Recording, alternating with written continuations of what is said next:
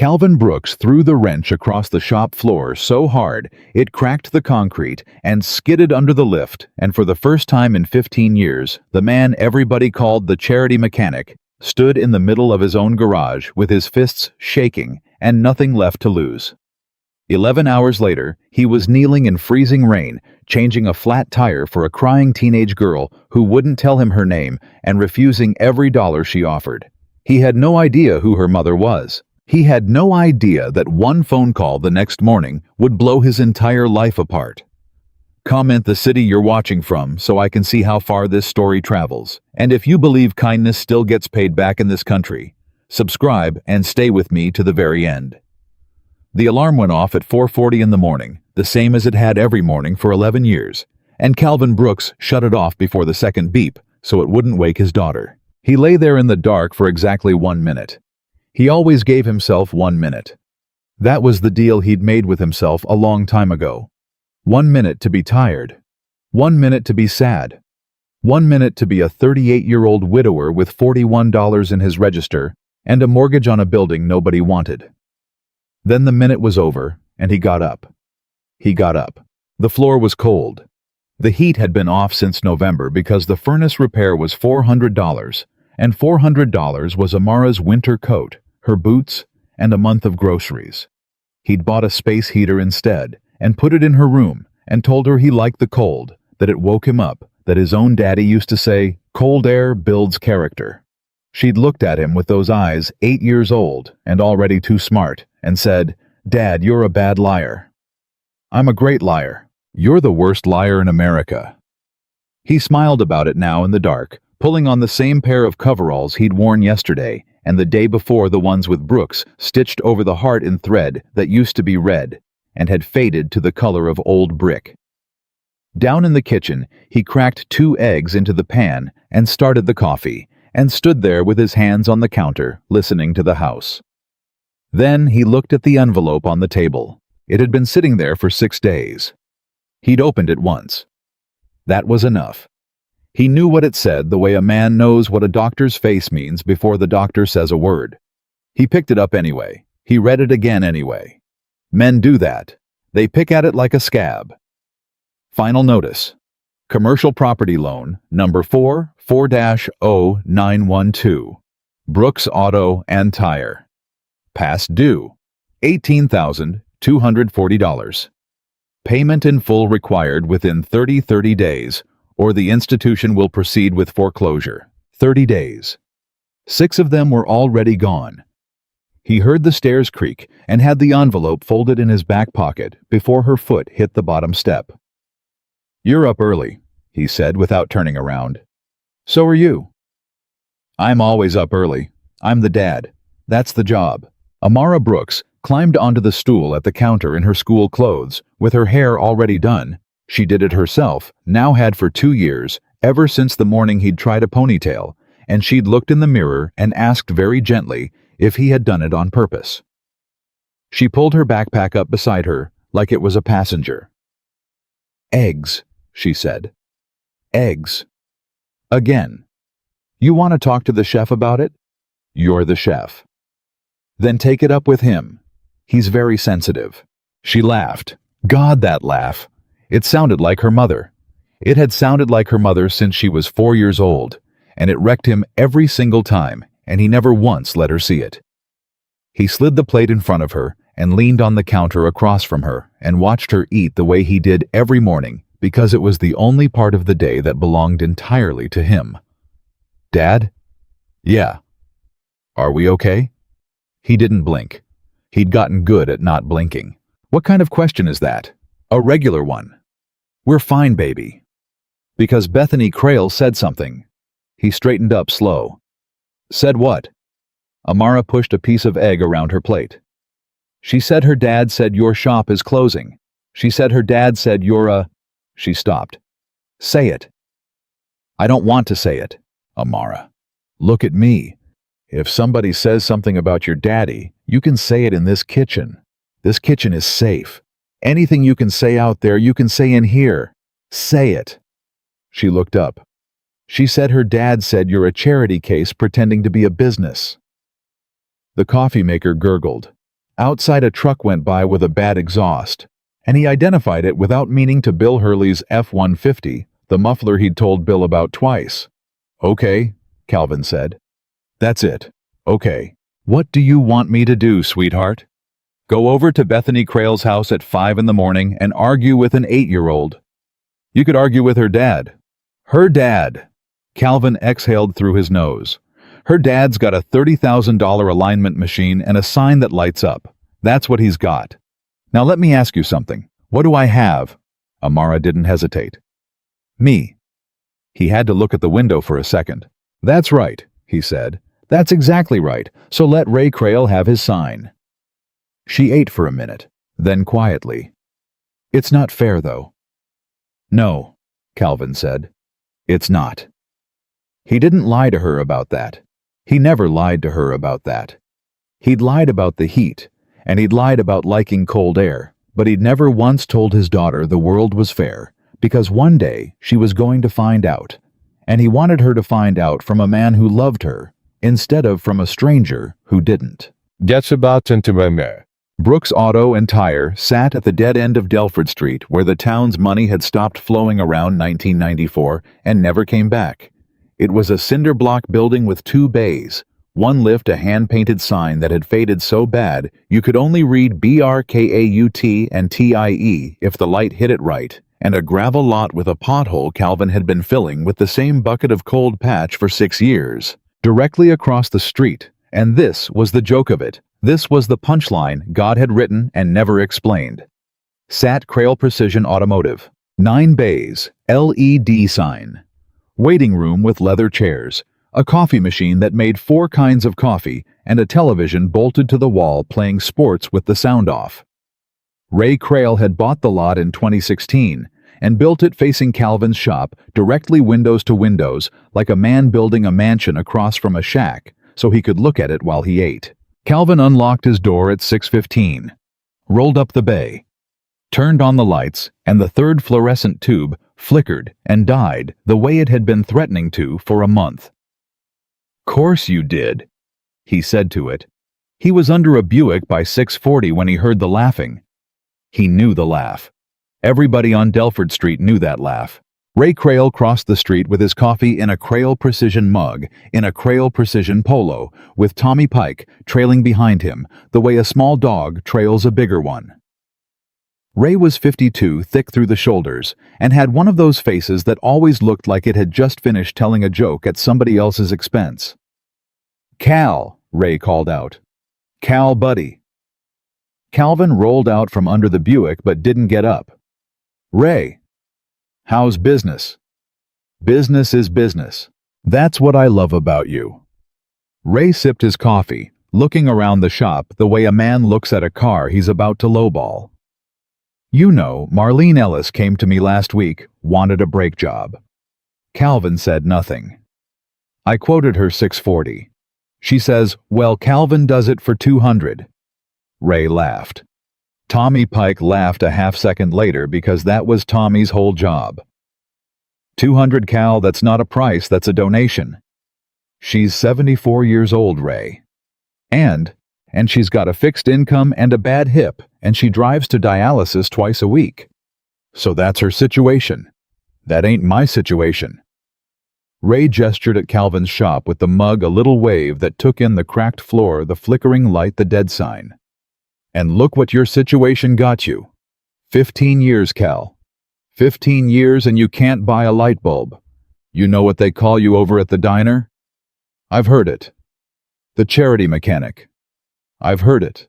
It's not a compliment." Calvin stood up, wiped his hands on the rag. Ray was a big man, but Calvin was bigger, and there was a half-second there. There was always a half-second. Every single time where Ray remembered that and shifted his weight and covered it with another sip of coffee. "Was there something you needed, Ray?" "Just being neighborly." "Uh-huh. Actually." Ray snapped his fingers like it had just occurred to him, and it hadn't, because nothing ever just occurred to Ray Crail. "Actually, yeah. Little birdie tells me the bank sent you paper." The rag stopped in Calvin's hands. "Where'd you hear that?" "Small town." Ray smiled. Gordon over at First Cumberland plays golf with me Thursdays. Now don't get sore. I'm not here to gloat. You're absolutely here to gloat. I'm here to help. Ray spread his arms. Cal, listen. I'll take the lot off you. Whole thing. Building, land, whatever's left in here. I'll pay off the bank and put 10 grand in your pocket cash and you can walk away clean with your head up. 10 grand. That's a year of rent somewhere. That's a fresh start for you and your little girl. Calvin looked at him for a long moment. How much is the lot worth, Ray? That's what we'd have to. 68,000, Calvin said. That's the assessment. I got it right here in the drawer. 68,000 for the land alone, more if the county ever runs that bypass through which they've been talking about for 4 years. Ray's smile stayed on his face but stopped doing anything. So what you're offering me, Calvin said, is about 15 cents on the dollar on account of me being desperate. I'm offering you a rope, Cal. You're offering me a rope with a knot in it. Tommy Pike laughed at that, then realized what he'd done, and stopped. Ray's jaw worked. He turned and started back across the street.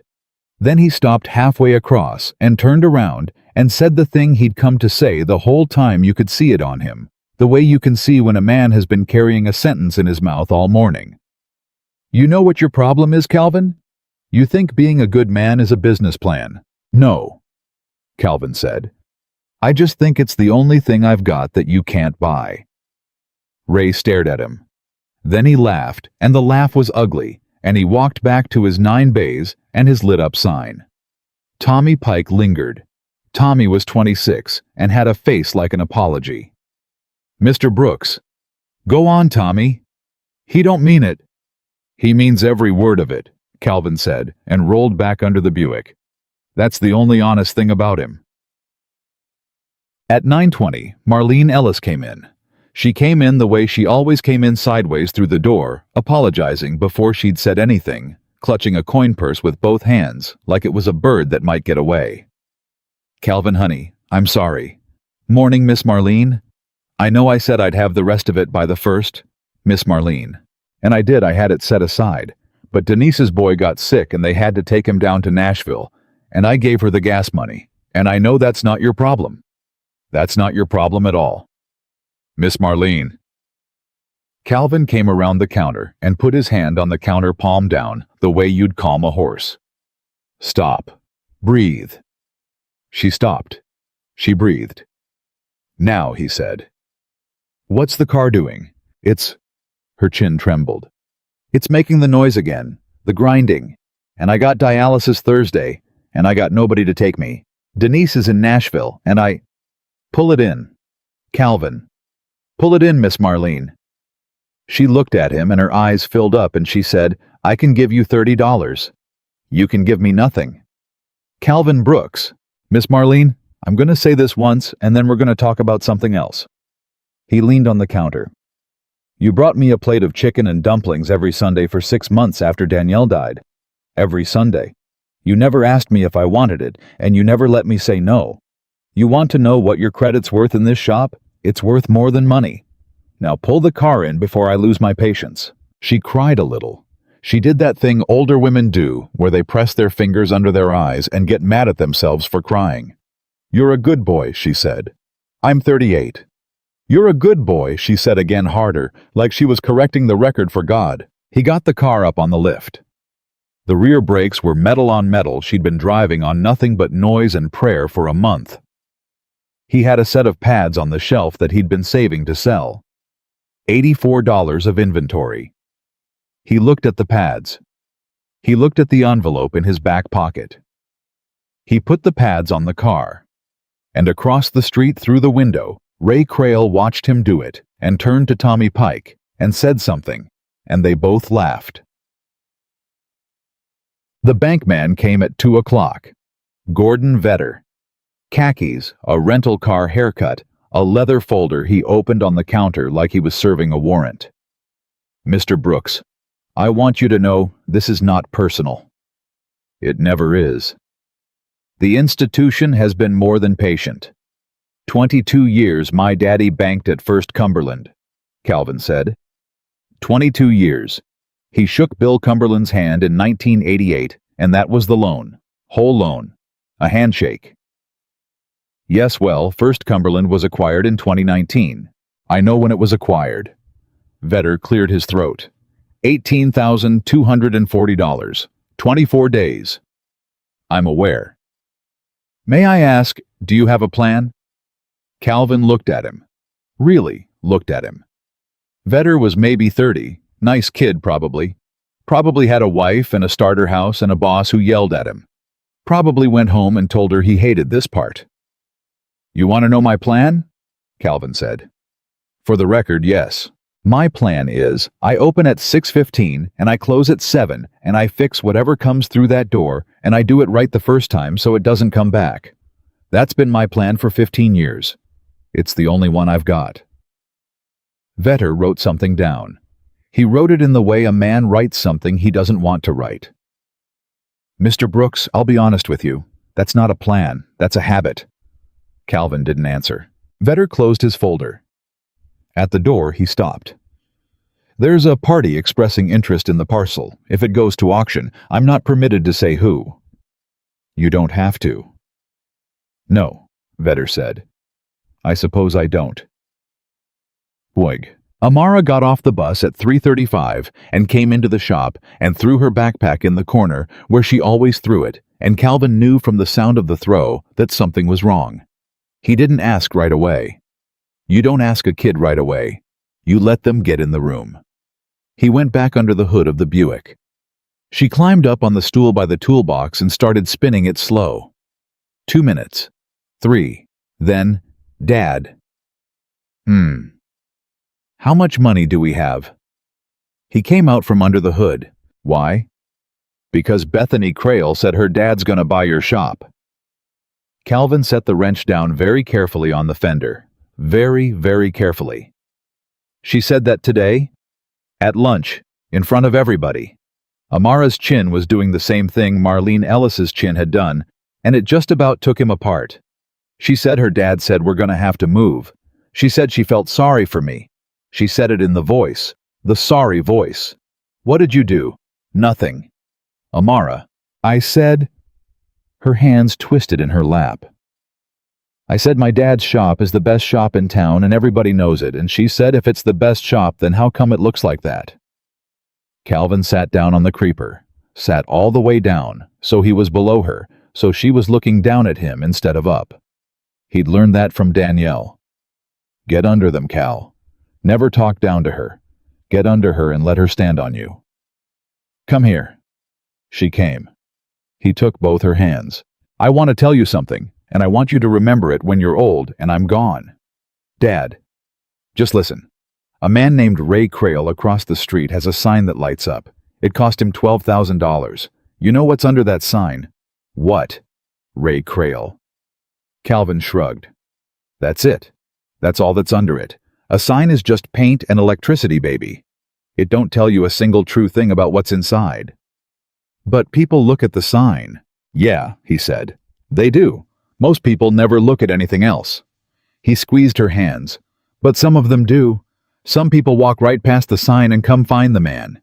And those are the only people whose opinion has ever been worth a nickel to me. You understand? She was quiet. Then she said something that dropped him straight through the floor. Dad, your shop feels like a place where people are safe. He couldn't speak for a second. Yeah, he managed. It's the safest place I know, Amara said. It's safer than school. It's safer than the house even.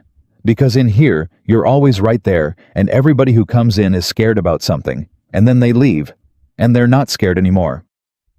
She shrugged like it was obvious, like it was the most ordinary observation in the world. That's what you do. You unscare people. You voyeur. Calvin Brooks, who had buried his wife, who had raised a daughter alone, who had not cried in front of another human being since 2017, got up fast and walked over to the parts washer and stood there with his back turned and made a great show of looking for something in a drawer. Dad, I'm good, baby. Are you crying? I'm the worst liar in America, he said. So I'm not going to answer that. The rain started at 5:40. Not a nice rain. The kind that comes in November in that part of the country with a wind behind it cold enough that it makes your knuckles ache in about 90 seconds. Amara did homework at the desk under the one lamp that worked. Calvin closed out the register at $6.50. He counted it twice, $41. Then he counted it a third time, which is a thing a man does when he's hoping arithmetic will show him mercy. $41.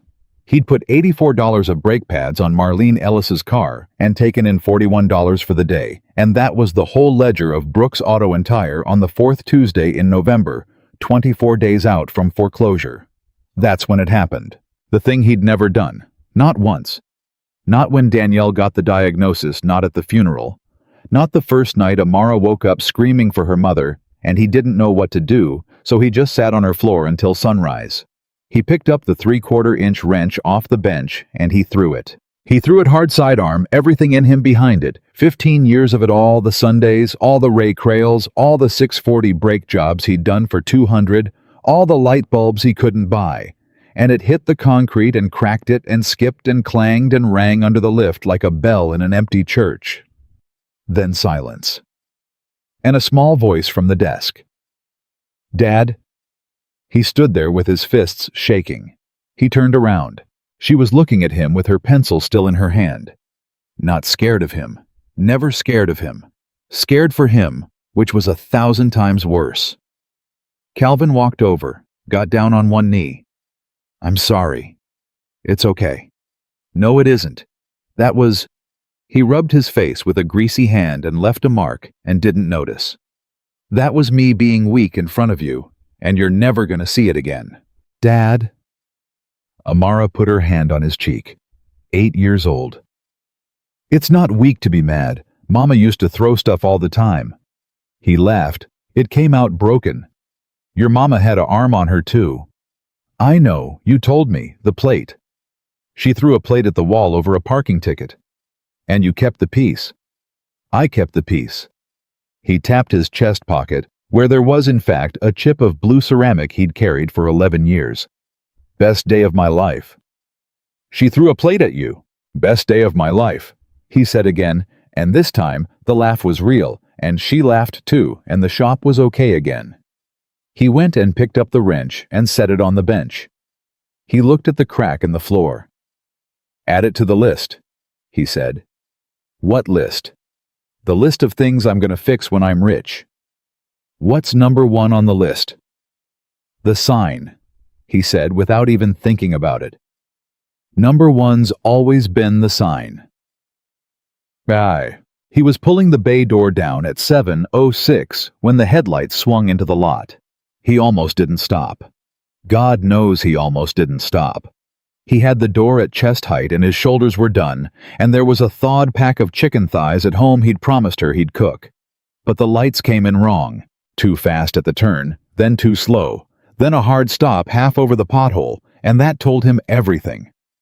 That was a driver who wasn't seeing the lot. That was somebody driving on autopilot with their head somewhere else entirely. He pushed the door back up. "Stay inside," he told Amara. "Who is it?" "Don't know yet. Stay inside and let me look." It was a Range Rover, 2 years old, black, the big one. $60,000-$70,000 sitting in a gravel lot on Delford Street, where nothing that nice had parked in a decade. Calvin's first thought, if he was honest, was lost. Rich folks got off the interstate, missed the turn, ended up down here panicked, turned around in his lot. Happened 4-5 times a year. His second thought came when he got close enough to see the front passenger tire. It wasn't flat. It was gone. Shredded. Torn down to the belt's rubber hanging off it in strips. And the rim had been driven on. You could see the shine where the metal had eaten the road. "Oh, sweetheart," Calvin said out loud. "How far did you drive on that?" Then he saw her. She was behind the wheel with both hands still on it at 10 and 2, staring straight ahead through the windshield at nothing. And she was crying. Not delicate crying, not movie crying. She was crying the way people cry when they think they're alone. Face wrecked, shoulders going, mouth open with no sound. A kid, 17, maybe 18. Calvin stopped about 8 feet from the door and did the math. A black man in a small American town does automatically at 7:06 at night in the rain when there's a crying white teenage girl in a $70,000 car in his parking lot. He did that math in about half a second because he'd been doing it his whole life. Then he stepped into the light so she could see him clearly, hands out where they could be seen. Empty. He knocked on the glass with one knuckle. Twice. Soft. She jerked so hard her elbow hit the horn, and it blared, and she screamed. "It's okay," Calvin said through the glass, not moving not 1 inch closer. "It's okay. I'm right here. I own this shop. My name's Calvin. I own this shop right here. That's my name on the building. I'm not going to come any closer than this." She stared at him with her hands over her mouth. "You hear me? I'm not going to move. You just breathe." She breathed. Sort of. "There you go." The window came down about 3 inches. Her voice was destroyed. I'm sorry. I'll move. I'm parked in your..." "You're not parked. You stopped. There's a difference." He kept his voice level, the same voice he'd used on Marlene Ellis, the same voice he'd used on his own daughter 40 minutes ago. "Do you know your tire's gone?" "It's..." She looked at it and made a sound. "Oh my God." "Yeah." "Oh my God, did I do that?" "How long you been driving on it?" "I don't know." "How long, sweetheart?" "I don't know." It came out of her like a scream, and then she flinched like she was afraid of getting hit for raising her voice, and Calvin saw that flinch and filed it away and did not like it one bit. I'm sorry. I don't know. I heard a bang. Somewhere back on the county road. I just kept driving." "You just kept driving?" Calvin repeated. "Yes." "For how many miles?" She didn't answer. He looked back down the road. The county road was 11 miles of nothing. No lights. No shoulder. Ditches on both sides. A girl had driven 11 miles on a bare rim in the dark in the rain sparks coming off the front end and hadn't stopped. Not because she couldn't. Because she hadn't noticed. Calvin had been alive long enough to know what that meant. "That's not a car problem." "Okay," he said quietly. "Okay. Here's what's happening. Your rim's damaged, your tire's finished, and you're not driving that thing another block. Not one block. Now you got somebody you can call." "No." "No phone?" "I have a phone." She laughed, and it was awful. "I have a very nice phone." "But nobody to call." She looked at him, rain running down the glass between them, and she said in the flattest voice he'd ever heard come out of a kid, "There's nobody who wants to hear from me right now." Calvin Brooks stood in the rain and felt something in his chest turn over. "All right," he said. "All right. Well, lucky for you, you didn't call anybody.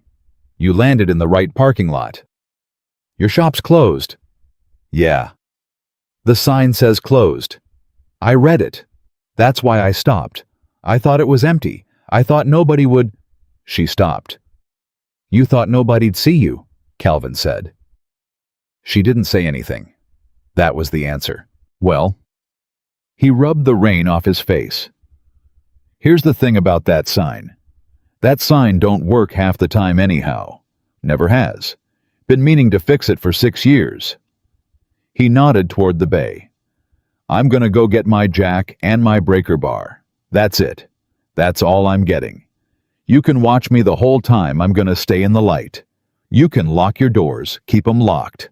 I don't care. I'm not gonna ask you to get out of that car. But that wheel's coming off and a spare's going on, and then you're going home. You understand me?" Her mouth trembled. "I can't pay you right now." Calvin stopped walking. He turned around. "Did I ask you for money?" "No, but..." "Did I say one word about money?" "No." "Then don't put words in my mouth, young lady. I've got enough of my own." And for the first time for 1 second, something happened on that girl's face that wasn't misery. It was surprise. Pure blank surprise, like a person who'd been handed something in a language they didn't speak. He worked in the rain for 22 minutes. She got out at minute 4. He didn't ask her to. She just stood there under the bay's overhang about 10 feet back, with her arms wrapped around herself, wearing a coat that probably cost more than Calvin's truck, shivering hard enough that he could hear her teeth. He didn't look up at her. He'd figured out already that being looked at was the thing hurting her most. So he kept his eyes on the wheel and talked to the wheel. Lug nuts are seized. That's not your fault.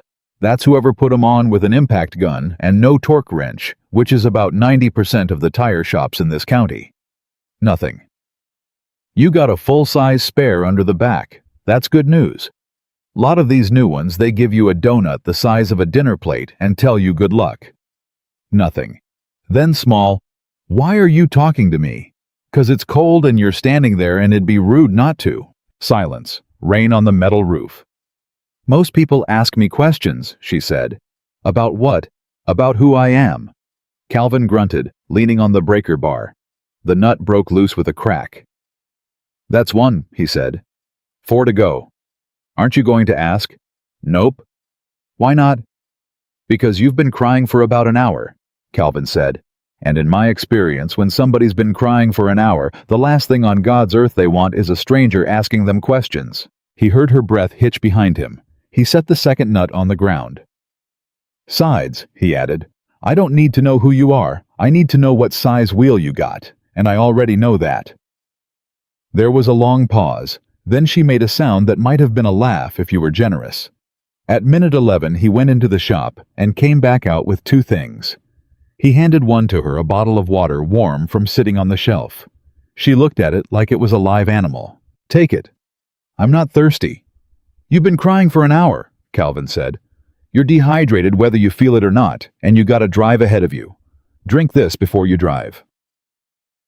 Sienna Whitmore, though he didn't know that name yet, and wouldn't for another 14 hours, took the bottle of water in both hands, and stood there, and looked at it, and then her face came apart. Not crying like before. Worse.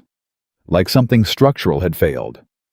She sat down, just sat right down on the wet concrete lip of the bay in her $1,000 coat, and put the bottle in her lap and sobbed into her hands with her whole body. Calvin didn't move toward her. He set the breaker bar down quiet, and he sat down too, 8 feet away, back against the tire he'd just pulled off. And he waited. He waited a long time. I'm sorry, she got out finally. You keep saying that. I don't know why it's just water. Yeah, Calvin said. I know. And she looked up at him with her ruined face, and something in the way he said it, yeah, I know, told her that he did know, that he wasn't confused, that he'd understood the whole thing from the second she rolled the window down 3 inches. You don't even know me, she whispered. Nope. Then why are you being nice to me? Calvin Brooks looked at that kid sitting on his wet concrete in the rain, 11 miles of ruined rim behind her, and nobody in the world she felt she could call. And he thought about his daughter inside the shop, doing long division under a lamp, and he thought about the envelope in his back pocket, and he thought about $41 in a register. Long time ago, he said, I was 23 years old, and I broke down on the interstate outside Knoxville with $11 in my pocket, and a wife 6 months pregnant in the passenger seat. Middle of the night. February. And a man stopped. Old white fella drove a wrecker name of Earl. He towed us 40 miles and fixed my water pump in his own driveway and wouldn't take a dime. He shrugged. I asked him why.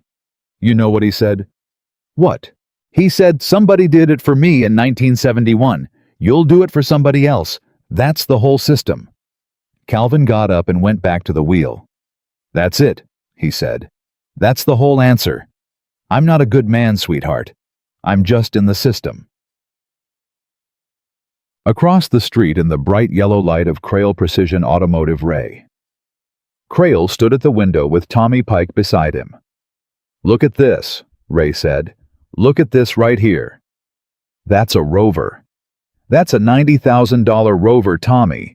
And that dumb son of a gun is doing it for free. You don't know that. I know that. Ray sipped his coffee.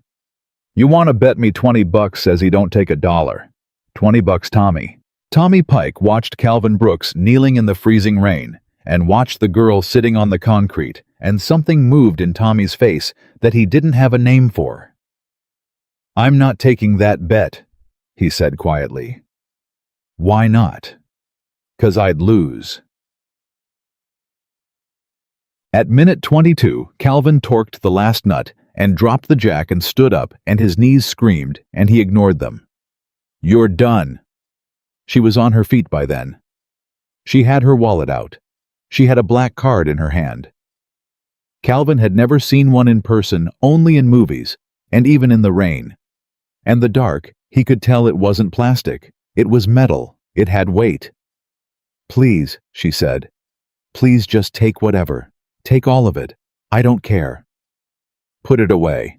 "You don't understand. I have to." "Put it away." "Why?" And there it was, the real thing. The thing under all of it ripping out of her at full volume in an empty parking lot. "Why won't you take it? Everybody takes it. Everybody in my entire life takes it. That's what it's for. That's the only thing I'm for." She stopped, both hands over her mouth, horrified at what had come out of her. Rain. Calvin Brooks stood there soaked through with a wrench in his hand and mud to his elbows. "Sweetheart," he said gently, "somebody helped me once when I needed it. I'm just passing it forward. That's all this is. It's not a favor, and it's not charity, and you don't owe me one thing, and listen to me now." He waited until she looked up. "And it's got not one single thing to do with your money. I don't want it. Not tonight, not tomorrow, not ever. You could be the richest kid in America, or you could be broke as I am. Same tire, same rain, same price." She stared at him. "Now go home," he said. "Go slow. That spare's fine, but don't push it over 60. She got in the car. She sat there for a second. Then the window came down all the way, and she looked out at him, and her face had changed. It had changed in a way that Calvin would think about for the rest of his life. "Nobody's ever done that," she said. "Done what?" "Given me something." And she drove out onto Delford Street and turned left toward the highway and was gone. Calvin stood in his lot in the rain for a minute, holding a wrench with a ruined tire at his feet and $41 in his register. Then he went inside and rolled the door down and toweled off his head and looked at his daughter, who had watched the entire thing through the window and hadn't said one word about it. "What?" he said. Amara just smiled at him. "Nothing," she said. "Nothing, Dad." Nick. He put her to bed at 9:40 and stood in the doorway the way he did every night. "Dad, go to sleep." Who was she? Just somebody with a flat tire. She was crying. Yeah. Is she okay now? Calvin thought about it. He thought about the flinch when she'd raised her voice. He thought about "there's nobody who wants to hear from me right now." He thought about a kid driving 11 miles on a bare rim without noticing. "I don't know, baby," he said honestly. "I hope so. You unscared her, though." "I changed a tire." "Dad." Amara rolled over and pulled the blanket up. "You unscared her. I could see it from the window." He turned off her light. He didn't sleep. He lay in the cold with the envelope on the nightstand and did the same arithmetic he'd been doing for 6 days, 18,240, divided by 24 days, divided by $41. And every road it went down ended in the same place. Ray Crail standing in this shop with a clipboard, and Amara in a different school in a different town telling a different set of kids that her daddy used to have a garage. At 6:12 the next morning, while he was standing at the counter cracking 2 eggs into a pan and telling himself the same thing he told himself every single morning 1 minute, "That's all you get," then get up his phone, lit up on the table. Unknown number. Calvin Brooks looked at it ringing there beside a foreclosure notice and almost let it go to voicemail. Then he picked it up. Is this Calvin Brooks? A woman's voice? Calm. Too calm. The kind of calm a man learns to distrust because in Calvin's experience, nobody was ever that calm at 6:12 in the morning unless they'd already decided something about you. Speaking. Do you own the repair shop on Delford Street? I do. He turned the burner down. Ma'am, if this is about a warranty, it isn't. If it's about a bill, it isn't that either. A pause. He heard something on her end. Paper, a pen set down. Mr. Brooks, my name is Victoria Whitmore. Calvin didn't say anything. He didn't say anything because the eggs were burning, and he'd stopped seeing them because that name had come through the phone and landed in his kitchen like a piece of furniture nobody had ordered. Everybody knew that name. It was on the side of 2 buildings downtown. It was on the trucks that ran the interstate at 4 in the morning. It was on a plaque at the hospital, where Danielle had died, big brass letters in the lobby, Whitmore Family Wing, and he had walked past it every day for 9 weeks, holding his wife's hand, and never once thought about it as a person. Mr. Brooks. I'm here. You went quiet. I'm aware of that, ma'am. You know the name. Everybody knows the name, Calvin said. That's kind of the point of it, isn't it? Something happened on the other end of the line. It might have been a breath. It might have been a laugh that didn't get all the way out. My daughter came home last night, Victoria Whitmore said, and Calvin Brooks, standing in a cold kitchen at 6:12 in the morning with an eviction notice on the table and $41 in his register, said the only thing that came into his head. Is she okay? There was a silence on the line then that went on so long he checked the screen to see if she'd hung up. What? She said. Your daughter, is she okay? She was pretty tore up last night and she'd driven a good ways on that rim, and I've been thinking about her since about 10 o'clock. So, is she okay? Another silence. Mr. Brooks, Victoria said slowly. I have been on this phone since 5:30 this morning. I have spoken to my head of security, my attorney, and the man who runs my family office. Every single one of them asked me the same first question. What'd they ask? What does he want? Calvin looked at the burnt eggs. Well, he said, I want to know if she's okay. He heard her set something down. He heard a chair move. She's asleep, Victoria said. She got home at 8:40. She came into my office, which she does not do. She has not voluntarily come into my office in... She stopped, started over. She stood in the door, and she told me a man in a garage fixed her tire in the rain and wouldn't take her money and gave her a bottle of water and didn't ask her name. And then she started crying and she couldn't stop, and I couldn't get another word out of her, and she went upstairs and she's been asleep since. Okay, Calvin said. That's not an ordinary thing for her. No, ma'am, I didn't imagine it was. My daughter does not cry in front of me, Mr. Brooks. She cried in front of me, Calvin said, and I'm a stranger with dirty hands. I wouldn't take that personal if I were you. Sometimes it's easier with a stranger. There's no bill at the end of it. He heard her breathe out. You know, she said, you're not what I expected. You had a picture in your head. I had 3 pages in my head. My security team had a file on you by 5:50. Would you like to know what's in it? Not particularly. Calvin James Brooks, 38, widower, 1 daughter 8, 15 years at the same address. 211 verified customer reviews, average 4.9. No lawsuits. No complaints filed with the state board. No liens except, ma'am. Except one from First Cumberland Bank filed 19 days ago on the property itself for $18,240. Calvin set the pan in the sink. The metal hissed.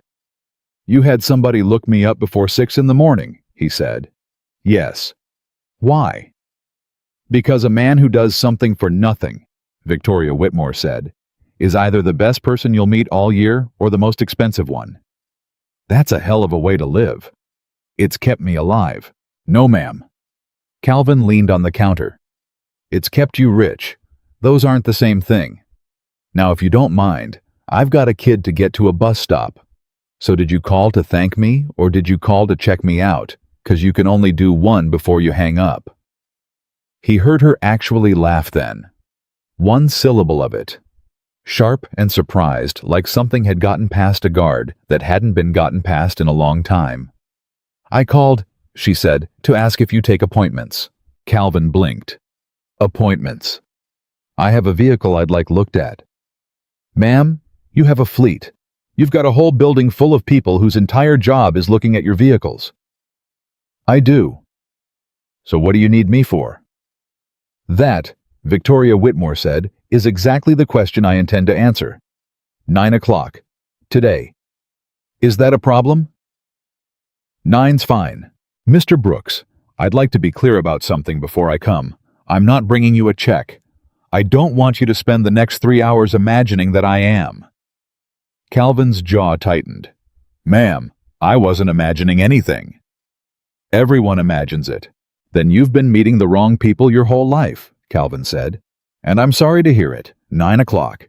Doors open at 6:15, but 9's fine. And bring the registration, 'cause I don't work on a car I can't confirm belongs to whoever's standing in front of me." There was a pause. "You're going to ask me for a registration." "I ask everybody for a registration," Calvin said. "That's how it works down here."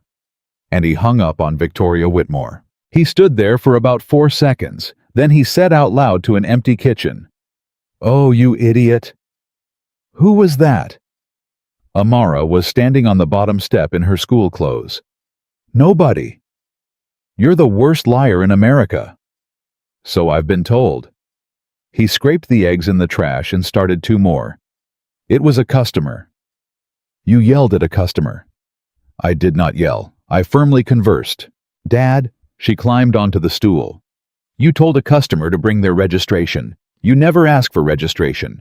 Miss Marlene doesn't even have a registration. You told me she keeps it in a drawer at her house since 2011. Eat your eggs." "Who was it?" Calvin set the plate down, looked at her. "You remember that girl last night? The one you unscared?" That was her mama. Amara's fork stopped halfway to her mouth. "Is she mad?" And it hit him that his 8-year-old daughter's first instinct on hearing that a rich white woman had called her father about her white daughter was, "Is she mad?"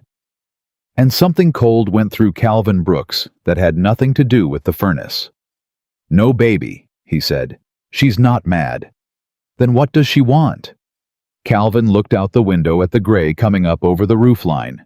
"That," he said, "is the exact right question."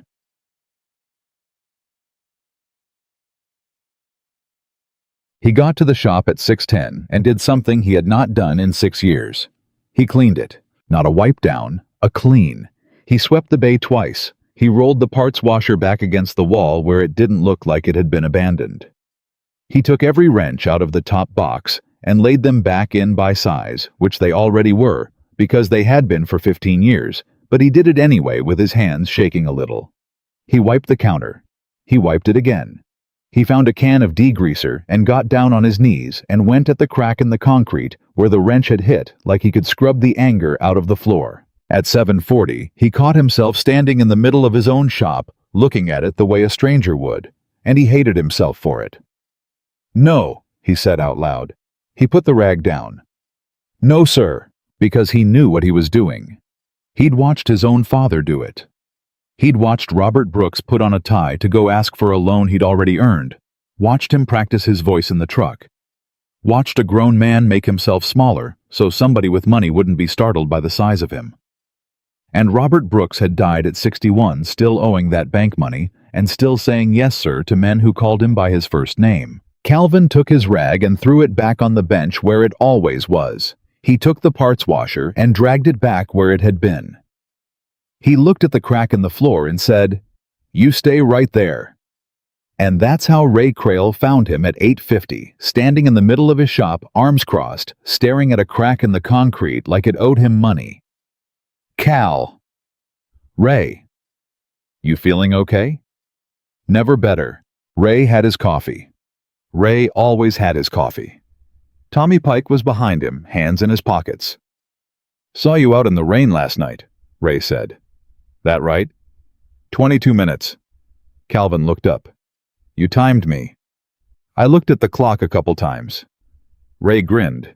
$90,000 Rover in your lot, and you were out there like a valet. Tell me you charged her." Calvin said nothing. "Tell me you at least charged her something, Cal." "Ray, what do you want?" "I want to understand you." And there was something in Ray's voice that was almost sincere, and that was the worst part of Ray Crail, that every once in a while a real man flickered behind the eyes and then went out again. "I genuinely do. You got 24 days. You got a kid. And a rich girl parks in your lot with money falling out of her pockets and you turn it down.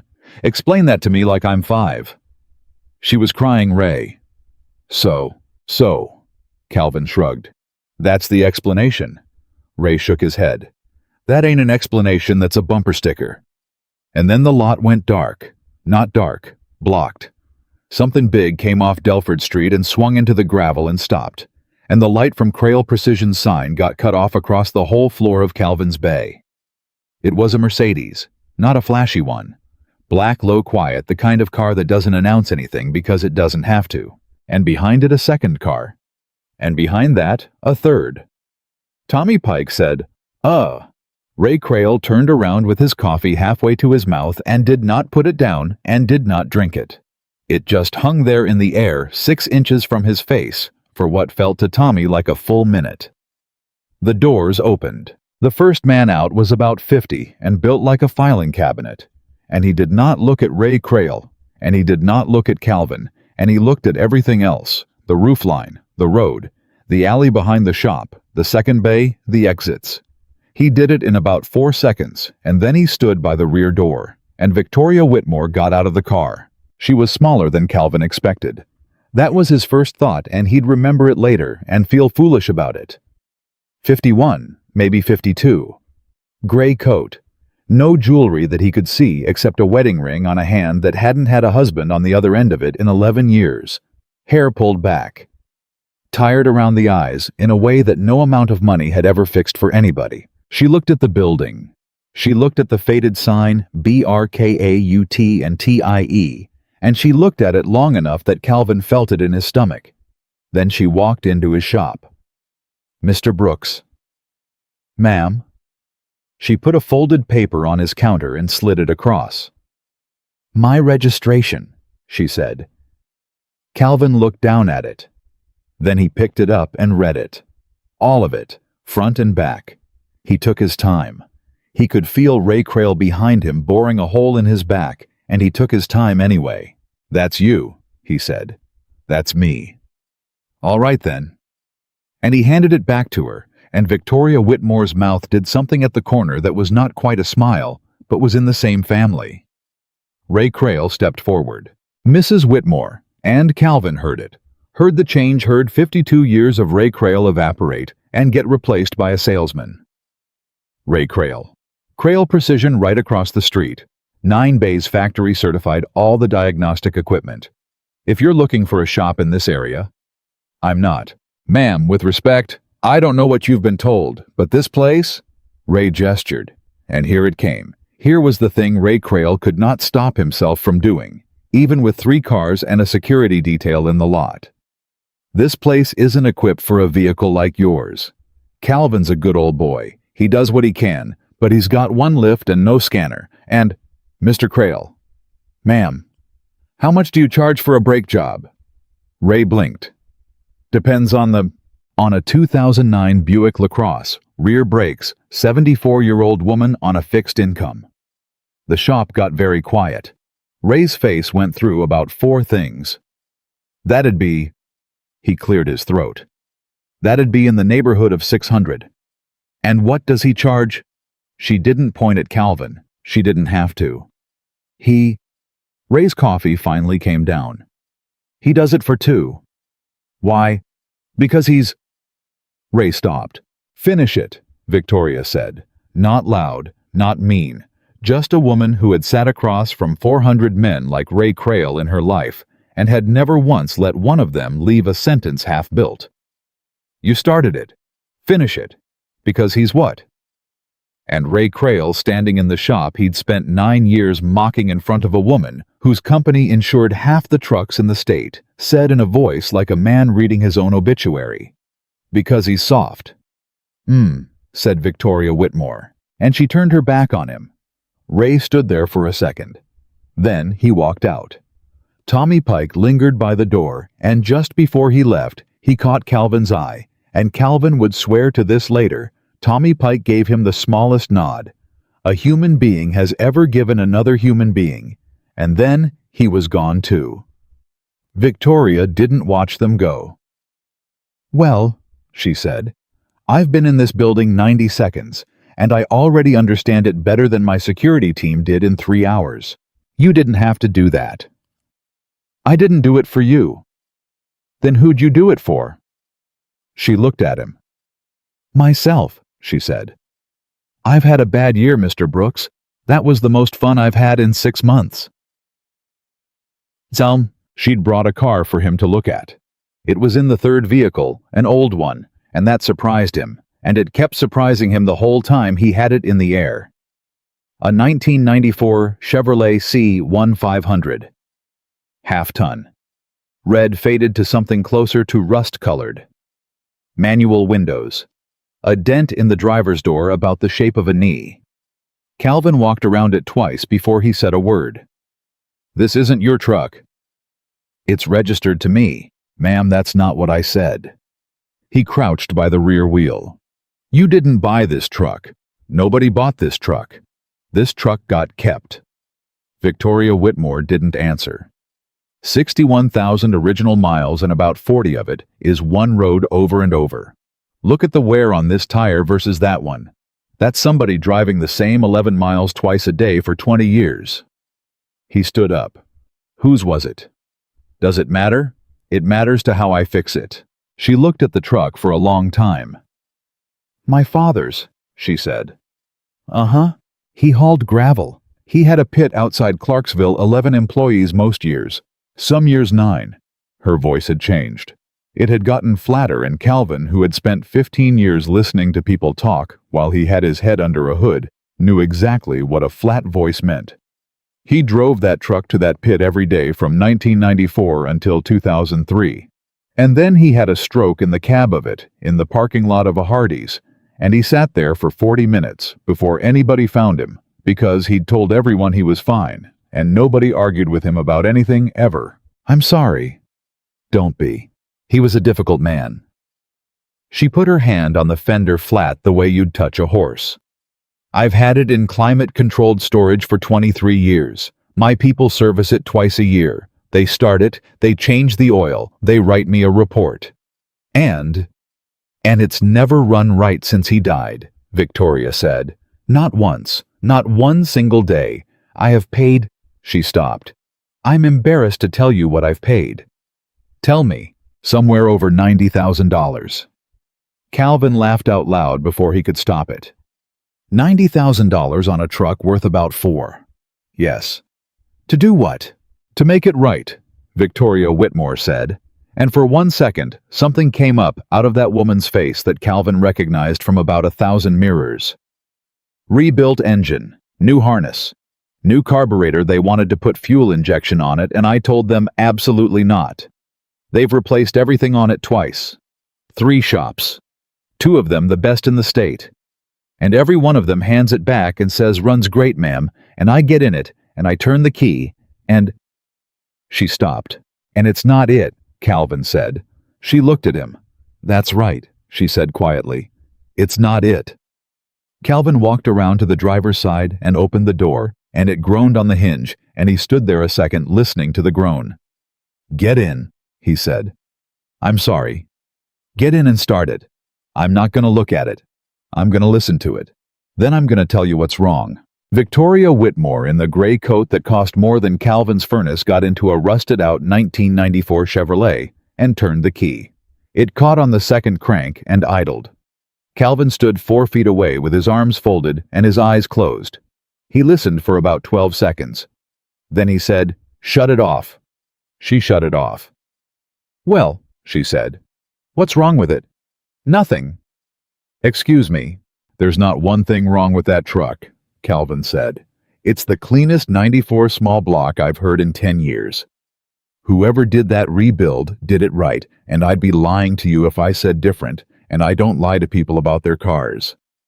Victoria's hands were still on the wheel. "Then why doesn't it sound right?" And her voice cracked. It just cracked right down the middle in front of a stranger in a garage on Delford Street. "Everyone tells me it's fine. Everyone tells me it's fine, and I sit in it and it's not, and I've started to think I'm... Ma'am. They think I'm being sentimental. They think I'm a crazy woman with a truck. Ma'am, Victoria." He'd never used her first name, and he never used it again after that day. "It's the mounts." She stopped. "What?" "Motor mounts, rubber ones." Calvin leaned on the door. They pulled that engine to rebuild it. Whoever put it back in used new mounts, 'cause that's what you do. That's correct. New mounts are stiff. They pass vibration straight up through the frame into the cab. Your daddy's truck had 30-year-old mounts in it that were half rotted and soft as a marshmallow, and they soaked all that up. He shrugged. So when you sit in that seat, you're feeling a different truck. Same engine, same everything. But it don't shake the way it shook when you were 9 years old sitting next to him. Victoria Whitmore did not move. That's what it is, Calvin said. That's the whole $90,000. Nobody told you, 'cause every shop you took it to was measuring it, and there's no gauge for that. She sat in the truck. She sat in it a long time. Then she said in a voice about the size of a dime, it shook so hard the radio knob would fall off. Yes, ma'am. He used to catch it, without looking. Her hand went to the dash. He'd be talking, and he'd just catch it and screw it back on and keep talking. Yes, ma'am. Can you fix it? I can put the soft mounts in, Calvin said. Take me a day. Cost you about $110 in parts. And I want you to hear me, 'cause this next part's the important part. Go ahead. It won't be him. The shop was quiet.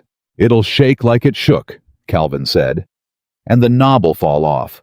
And you'll drive it out of here and you'll get about 2 miles down the road and you're gonna feel worse than you feel right now. Not better. Because for about 10 seconds you're gonna think he's in the passenger seat and then you're gonna remember he ain't. And that's... Calvin's throat worked. That's a thing you can't undo once you do it. So you think about it before you tell me yes. Victoria Whitmore looked up at him. How do you know that? She said. Know what? That it gets worse before it gets better. How do you know that? And Calvin Brooks stood in his own garage and heard himself say it out loud to a stranger for the first time in 11 years. 'Cause I kept my wife's car for 2 years after she passed, he said. Kept it running perfect, started it every Sunday. And one Sunday I got in it, and it smelled like her, and I sat in my own driveway, and I couldn't get out of it for 2 hours, and my little girl came and knocked on the window. 4 years old, knocking on the glass. And that's the last day I ever started it. He wiped his mouth with the back of his hand. Sold it that August. Best $100 I ever lost. Victoria Whitmore's eyes were shining. Put the mounts in, she said. Ma'am, put the mounts in Mr. Brooks. All right, Calvin said. All right then. He had the truck in the air by 11. She didn't leave. That was the thing that got him. She sent 2 of the 3 cars away and told the filing cabinet to wait outside, and she took off her coat. Actually took it off and hung it on a nail in the wall of a cinder block garage. A coat that Calvin would later learn cost about $4,000 hung on a nail he'd driven in himself in 2011, and she sat on the stool by the toolbox, the one Amara sat on, and she watched him work for 3 hours. She didn't talk much at first, and then she did. He said something last night, she said around noon. Sienna. She said one other thing before she went upstairs, and I've been chewing on it since. What'd she say? She said, he didn't want anything from me. Victoria turned the stool slowly. And I said, well, that's good, sweetheart. And she looked at me and she said... Victoria stopped. Calvin kept his eyes on the mount bolt. She said, do you know how weird that is? That's the weirdest thing that's ever happened to me. Victoria's voice was very steady, in the way voices get when they cost something. My daughter is 17 years old, and the strangest thing that has ever happened to her in her entire life is a person not wanting anything from her. Calvin didn't say anything. You're not going to say anything. I'm thinking. About what? About whether you want me to make you feel better or tell you the truth, Calvin said, 'cause you can only get one, and I'm not going to guess wrong twice in one day. Victoria Whitmore looked at him. The truth, she said. All right. Calvin set the wrench down and came out from under the truck and stood up and looked her in the eye. She drove 11 miles on a bare rim. I know. No, ma'am, I don't think you do. 11 miles, sparks off the front end, noise like a chainsaw, and she didn't stop. He let that sit. You know how far 11 miles is at 40 miles an hour, That's 16 minutes. That girl sat in a car for 16 straight minutes with the front end coming apart underneath her, and she didn't notice. Or she noticed, and she didn't care. And I've been turning that over since about 10 o'clock last night, and I don't like either one of those answers, and I don't have a third. Victoria Whitmore's face did not move. Not one muscle. And Calvin understood watching her that this was a skill she had built over decades, and that it was right now holding up about 400 pounds. She has a therapist, she said. Okay. She has a very good therapist. Okay. She has... And then Victoria stopped and her hand went up over her mouth and she said from behind it, she has a therapist and a driver and a nutritionist and a college counselor and she does not have anyone to call. No, ma'am. She told you that. She told me that. She's never told me that. You're her mother, Calvin said. You're the last one she'd tell. You're the one it'd hurt. And Victoria Whitmore, who ran a company with 4,000 employees, put her face in her hands in a garage on Delford Street. Calvin got her a bottle of water. He set it on the toolbox next to her without a word, and went back under the truck and left her alone with it, because he'd learned a long time ago that the kindest thing you can do for a person who's coming apart is give them something to hold and quit looking at them. After a while, she said thickly, "This is the same thing you did to her." "Yes, ma'am." "It works, doesn't it?" "It's just water," Calvin said. "No, it isn't." At 2:20, he dropped the truck off the lift, and she was standing there before it touched the ground. "Do you want to start it?" he said. "No." "Ma'am, you start it," Victoria said. "I want to hear it from out here first. I'm not..." She swallowed. "I'm not ready to be in it." So Calvin Brooks got into a dead man's truck and turned the key. It caught on the second crank, and it shook. It shook the whole cab, a low, ugly, beautiful lope that came up through the floor and into the seat and rattled the glass in the door. And on the dashboard, the radio knob shivered off its post and dropped. And Calvin caught it, without looking. Right hand off the seat, the way you catch something you've caught 1,000 times, except he'd never caught it once in his life. He looked up. Victoria Whitmore was standing in the doorway of his shop with her hand over her mouth and 11 years and about $100 million coming apart in her face. He shut it off. He got out. He put the knob in her palm and folded her fingers over it. She stood there and shook harder than the truck had. He didn't touch her. He just stood there, with her close enough that she wasn't alone in the room, far enough that she still had her dignity, which he had learned in 15 years is the exact distance people need, and there is no gauge for that either. It took about 4 minutes. Then she straightened up, wiped her face with the back of her wrist like a kid, laughed once wetly, furiously. "Well," she said, "damn you." "Yes, ma'am. You told me it would get worse." "I did. You were right. I usually am about that." She looked at the knob in her hand. "What do I owe you?" she said. $110 for the mounts. "And the labor." "There's no labor." "Mr. Brooks." "There's no labor," Calvin said. "And I'd take it kindly if you didn't fight me on it, because I've had that fight once already this week with your daughter, and I won, and I'd hate to break my streak." Victoria Whitmore looked at him for a long moment. Then she said something that changed the shape of the room. "There's a lien on this building." Calvin's face closed like a door. $18,240, she said. 23 days. "I'd like you to leave now." "Mr. Brooks." "Ma'am, I mean it." His voice didn't rise. It got lower, and that was worse. "You go get your checkbook out in my shop, and I swear before God I'll put your daddy's truck back on the lift and put the hard mounts back in it and hand you the keys, and we'll call it even." "You would not. Try me." And they stood there, a mechanic with $41 and a woman with 4,000 employees, staring each other down across a crack in a concrete floor. Victoria Whitmore did not get out a checkbook. She reached into her coat, the coat off the nail, and took out her phone, and she looked at Calvin and she said, "May I ask you one question?" "Depends on the question." How many trucks can you service in a week? Calvin stopped. What? It's a straightforward question. If you had the bays, if you had the lifts, if you had a second man and a third man, how many commercial vehicles could you put through this building in a week at your standard with your name on it? And Mr. Brooks, I want you to think before you answer, because I'm going to hold you to the number. Calvin Brooks stood in his own garage. Ma'am, he said slowly, what are you asking me? I have 406 vehicles in this state, Victoria Whitmore said. Vans box trucks service pickups.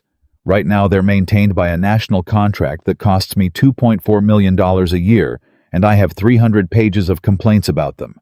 I have been trying to get out of that contract for 18 months. She held up the phone. So I'm not going to give you $18,000, Mr. Brooks. I don't do that. I've never done that for anyone, and I'm not starting today. Then what? I'm going to ask you to bid, she said. And behind her across the street, through 9 bright bays of glass, Ray Crail was standing at his window, watching a woman he'd called ma'am stand in Calvin Brooks's shop for the 4th straight hour. Bid, Calvin said. Bid.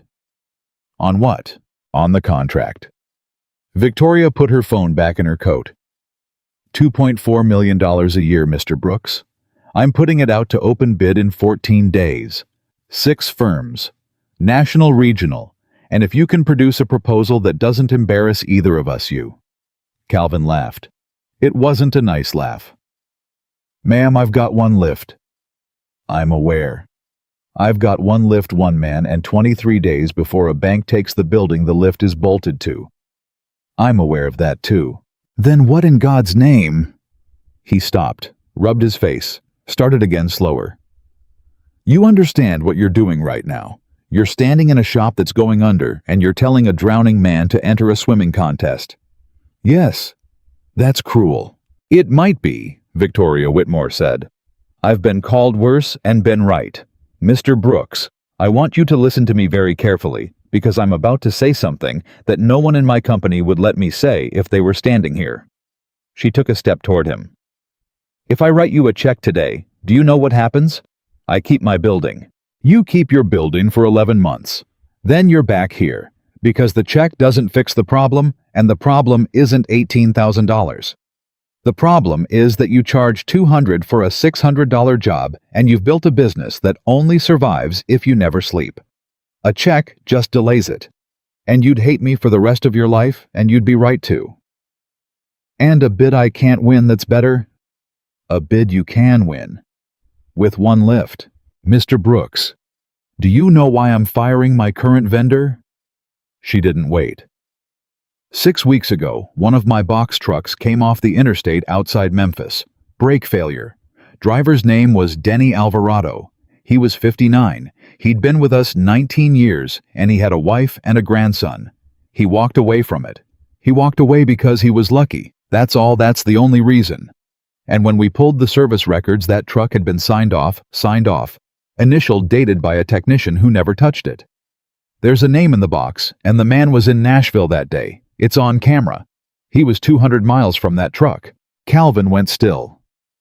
$2.4 million a year, Victoria said. And I'm buying signatures. That's it. That's what I'm buying. 9 bays and a scanner and a man who signs a box. Ma'am? I don't need bays, Mr. Brooks. I can build bays. Bays are a purchase order. I have been trying for 18 months to buy the one thing that isn't for sale, and yesterday it changed my daughter's tire in the rain for free. The shop was so quiet Calvin could hear the compressor ticking as it cooled. You still have to bid, she said. You have to bid, and you have to win it in a room with 5 other firms and my CFO, who is going to hate you on sight. Because if I hand it to you, every person in that company will know you were given it, and they will spend 2 years waiting for you to fail. And if you earn it in the room, they'll never be able to say a word. Calvin looked at the crack in his floor. 14 days. 14 days. I don't know how to write a proposal. No. Victoria agreed. You don't. I've never written one in my life. I write on the back of envelopes. That's my whole system. Envelopes and a spiral notebook. Then you have 14 days to learn. And the bank. "The bank is not my business," Victoria Whitmore said, and Calvin's head came up sharp, and she met him dead level. "It isn't. It's yours. You want me to fix it, and I'm not going to because the minute I do, you're my employee. And I don't want an employee, I've got 4,000 of those. I want a vendor. A vendor is a man who can look me in the face and tell me no." She picked up her coat off the nail. "Mr. Brooks, my father borrowed $19,000 in 1979 from a bank that didn't want to give it to him. I've thought about that number my entire life. It's not a lot of money. It was everything. And nobody handed it to him either." She paused at the door. 23 days is a long time when you're not asleep." She was almost out when Calvin said it. "Why'd you really come here?" She stopped. "To thank you," she said. "You could have mailed a card." Victoria Whitmore stood in the door of a cinder-block garage with her father's truck idling in her ears. "My daughter came home last night and looked at me," she said, "the way she used to look at me when she was 6, for about 4 seconds. And I would burn that entire company to the ground to get 4 more. Then she left." Calvin stood there for a full minute after the cars pulled out. Then he walked over to the counter and picked up his spiral notebook and opened it to a clean page and wrote at the top in block letters the way his father had taught him to write on a work order, BID. He looked at it. He wrote underneath it, 406 vehicles. He looked at that. Then he sat down on the stool his daughter sat on and put both hands over his face and said out loud to an empty shop, "I don't know how to do this." That was 3:15 in the afternoon on a Wednesday. At 3:35, Amara got off the bus. She came in and threw her backpack in the corner and stopped because her father was sitting on her stool with a notebook, which had never happened not one time in her entire life. "Dad, hey baby, why are you sitting down? 'Cause I'm thinking." "You don't think sitting down. You think under a car." "Well, today I'm thinking sitting down." He patted the workbench. "Come here. I want to ask you something, and I want a real answer, not a nice one." She hopped up. "You know how you said this shop's a safe place?" "Yeah." "If it got bigger, would it still be?" Amara frowned at him. "How much bigger?" "A lot bigger. Say 6 bays. Say I hired 3-4 men. Say there was trucks in and out of here all day, and I wasn't the one turning every wrench. Would you still be here? Every day?" "Then yeah." She shrugged. "It's not the building, Dad. It's you." Calvin looked at his 8-year-old. "How do you know that?" "Because Miss Marlene doesn't come here for the building," Amara said, with the withering patience of a child explaining weather to an adult. "Have you seen the building?" And Calvin Brooks laughed so hard he had to put the notebook down. He didn't sleep that night either, but it was a different kind of not sleeping. At 11, he was at the kitchen table with the notebook and a calculator he'd had since 2006. At 1 in the morning, he was still there. At 2, he got up and went and stood in Amara's doorway and looked at her for a while and then went back and sat down again. By 4, he had numbers. 406 vehicles. Preventive maintenance every 90 days. That's 4 visits a year. That's 1,624 service events. Call it 90 minutes average, some more, some less brakes and tires on top of it. He did it 3 times and got 3 different answers, and then did it a 4th time, slow out loud, the way you check torque. 14,600 labor hours a year. He stared at that number until it went blurry. Then he wrote under it, "I have 1 lift and 2 hands," and under that, "Need 6 bays, 5 techs, a service, writer software. I don't own insurance, I can't afford, and a building the bank is taking in 22 days. And under that, because he was a Brooks, and because Robert Brooks had raised him to never leave a column without a total, he wrote, "Start anyway." At 6:10, he opened the shop.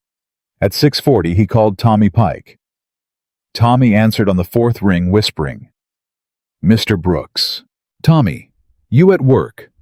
"I'm in the parking lot. I got 4 minutes." "How much does Ray pay you?" Silence. Tommy, 18 an hour. "How many hours?" "Whatever he says. 60 sometimes. He pay you overtime. Longer silence. Tommy. He calls it salary, Tommy Pike said. He started calling it salary in April. Calvin closed his eyes. Come see me, he said. Not today. Not where he can see you. Saturday, my house 7 in the morning, I'll cook. Don't say yes right now. Mr. Brooks. Don't say yes right now, Tommy. Go inside. Think about it 2 days. He hung up. Then he made 40 more phone calls in 3 days. And that's the part nobody ever tells you about, because it's not dramatic. It's just a man on a phone in a cold garage being told no. The equipment company wanted 40% down on lifts. The software outfit wanted a 2-year contract and a business credit score he did not have. The insurance broker laughed, actually laughed out loud into the phone and said, "Commercial fleet liability, sir, with your revenue. You'd need a bond. Do you know what a bond is?" "I know what a bond is." "Then you know." He called the bank. Vedder took it to his credit. "Mr. Brooks?" "Gordon, I need 30 more days." "I can't do 30. I've got a shot at a $2.4 million contract." There was a pause, and Calvin could hear the man's whole personality wrestling with itself. "Do you have that in writing?" Vedder said. "No." "Do you have a letter of intent?" "No." "Do you have anything at all I could put in a file?" "I've got a woman's word." "Whose?" "Victoria Whitmore's." The pause on that one lasted a long time. "Mr. Brooks." Vedder said carefully, "I want to be delicate here. Don't be. If I take that upstairs, they're going to think you're—" He stopped. "Say it." "They're going to think you're not well," Vedder said. "That's what they're going to think. A man 20 days from foreclosure calls and says a billionaire's going to save him. Do you understand what that sounds like from this side of the desk?" "Yeah," Calvin said. "I do. I'm sorry." "I know you are, Gordon. That's what makes it worse." Ray Crail found out on Friday. Calvin never learned exactly how, though he had a guess, and the guess had khakis and a Thursday tea time. Ray came across the street at 4 in the afternoon, and he wasn't carrying coffee, and that was how Calvin knew. "You're bidding." Calvin kept his head under the hood. "Word travels. You're bidding on the Whitmore fleet." "Ray, I've got a customer's car. With 1 lift." Ray's voice cracked off the cinder block. "Cal, are you out of your damn mind? I've got 9 bays, I've got a scanner, I've got a bond, and I've been trying to get a piece of that fleet for 4 years.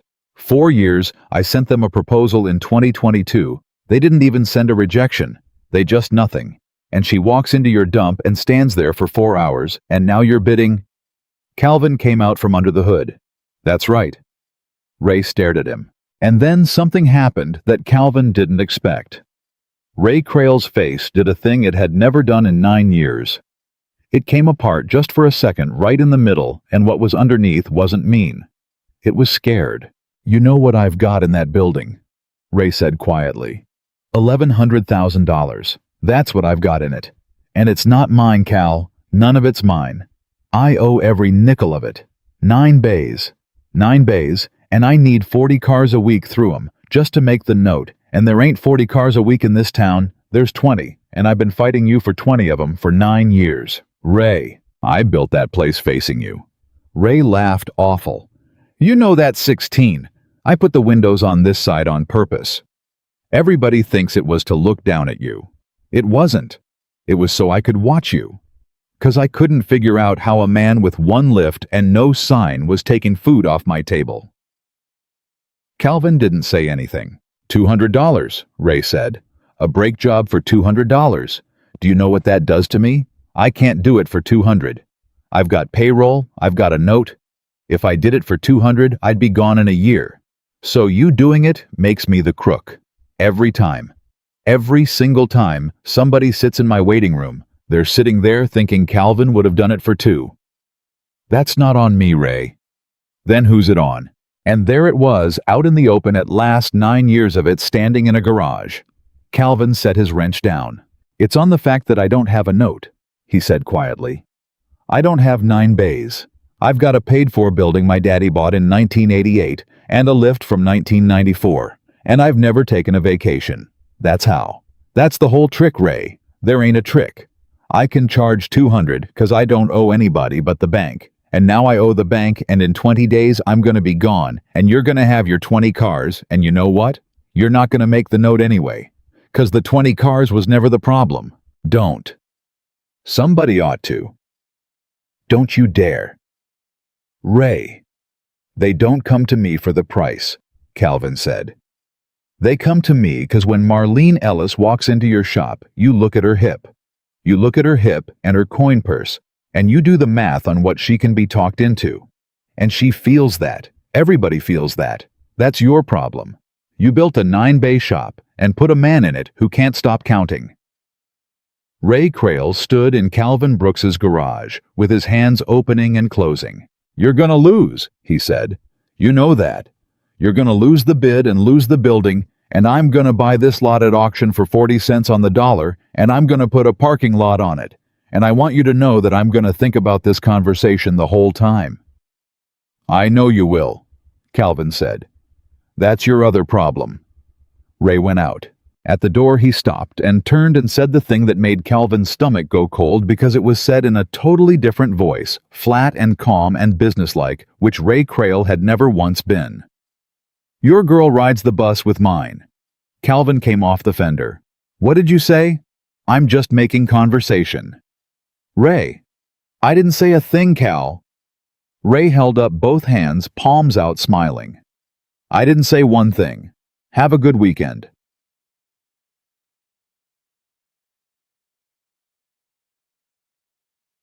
Tommy Pike came Saturday at 7. He stood on the porch in a jacket too thin for the weather and would not look up. Come in, Tommy. I can't stay.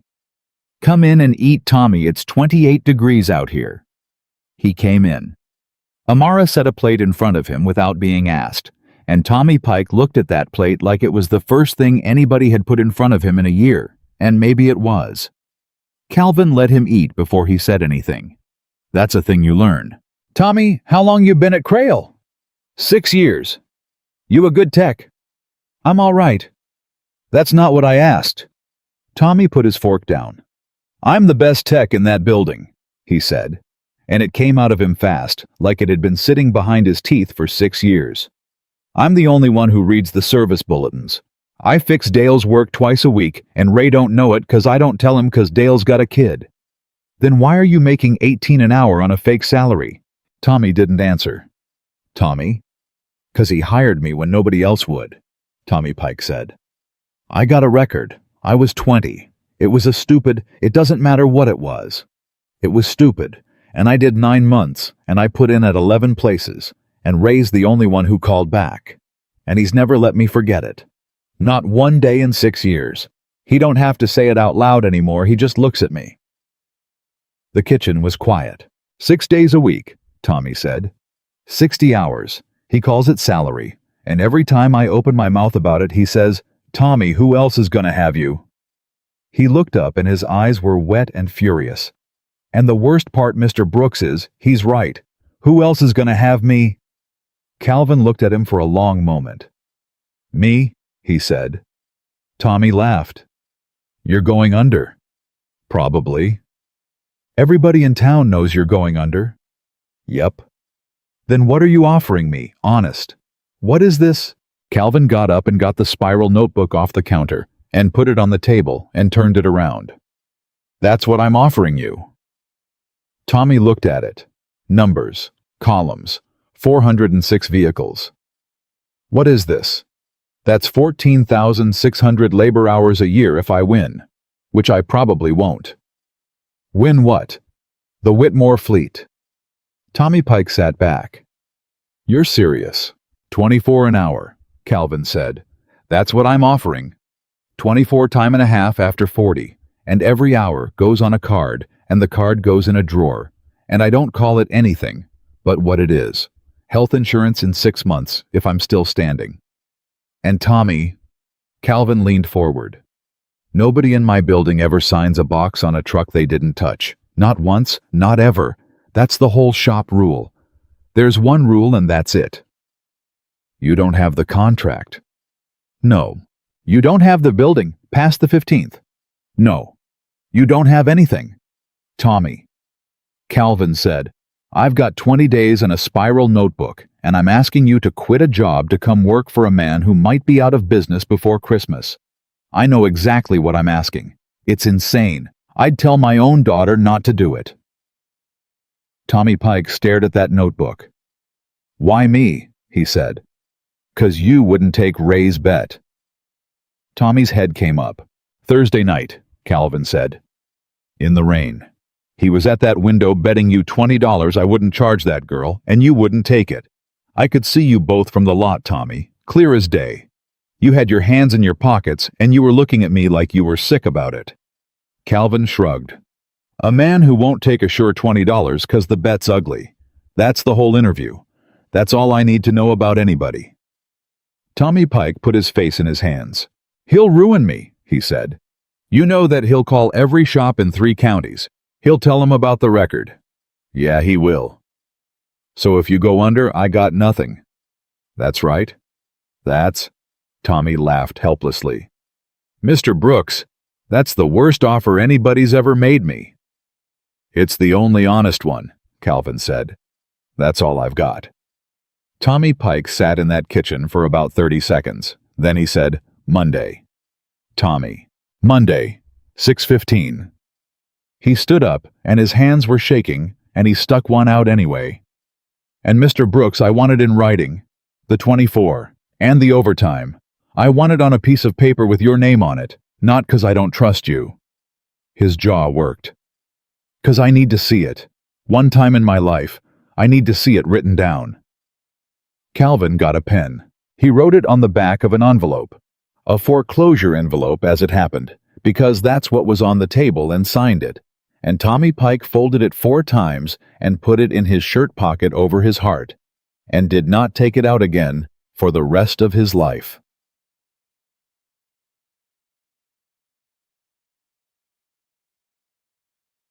Monday, they started.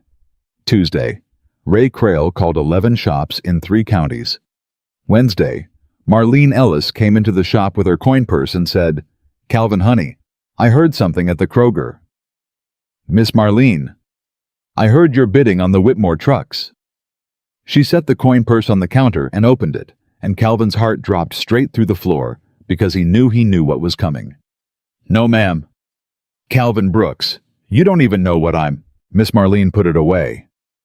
It's $410. She said it fast like she'd been practicing in the car. It's from my sister's insurance in 2019. I've had it in a coffee can 11 years and I have never touched it, and I'm 74 years old and I don't need it, and if you say one word about my hip, I will hit you with this purse. Calvin Brooks stood behind his counter and could not speak. You put brakes on my car, Marlene Ellis said, and you didn't take my $30, and I sat in my kitchen that night, and I cried, Calvin. And I'm not a crier. So you're going to take this, or I'm going to come in here every day for the rest of my life and make a scene, and I've got nothing but time. Miss Marlene, take it. I can't. Why? Because it's $400, Calvin said, and I owe $18,240, and it won't do a thing.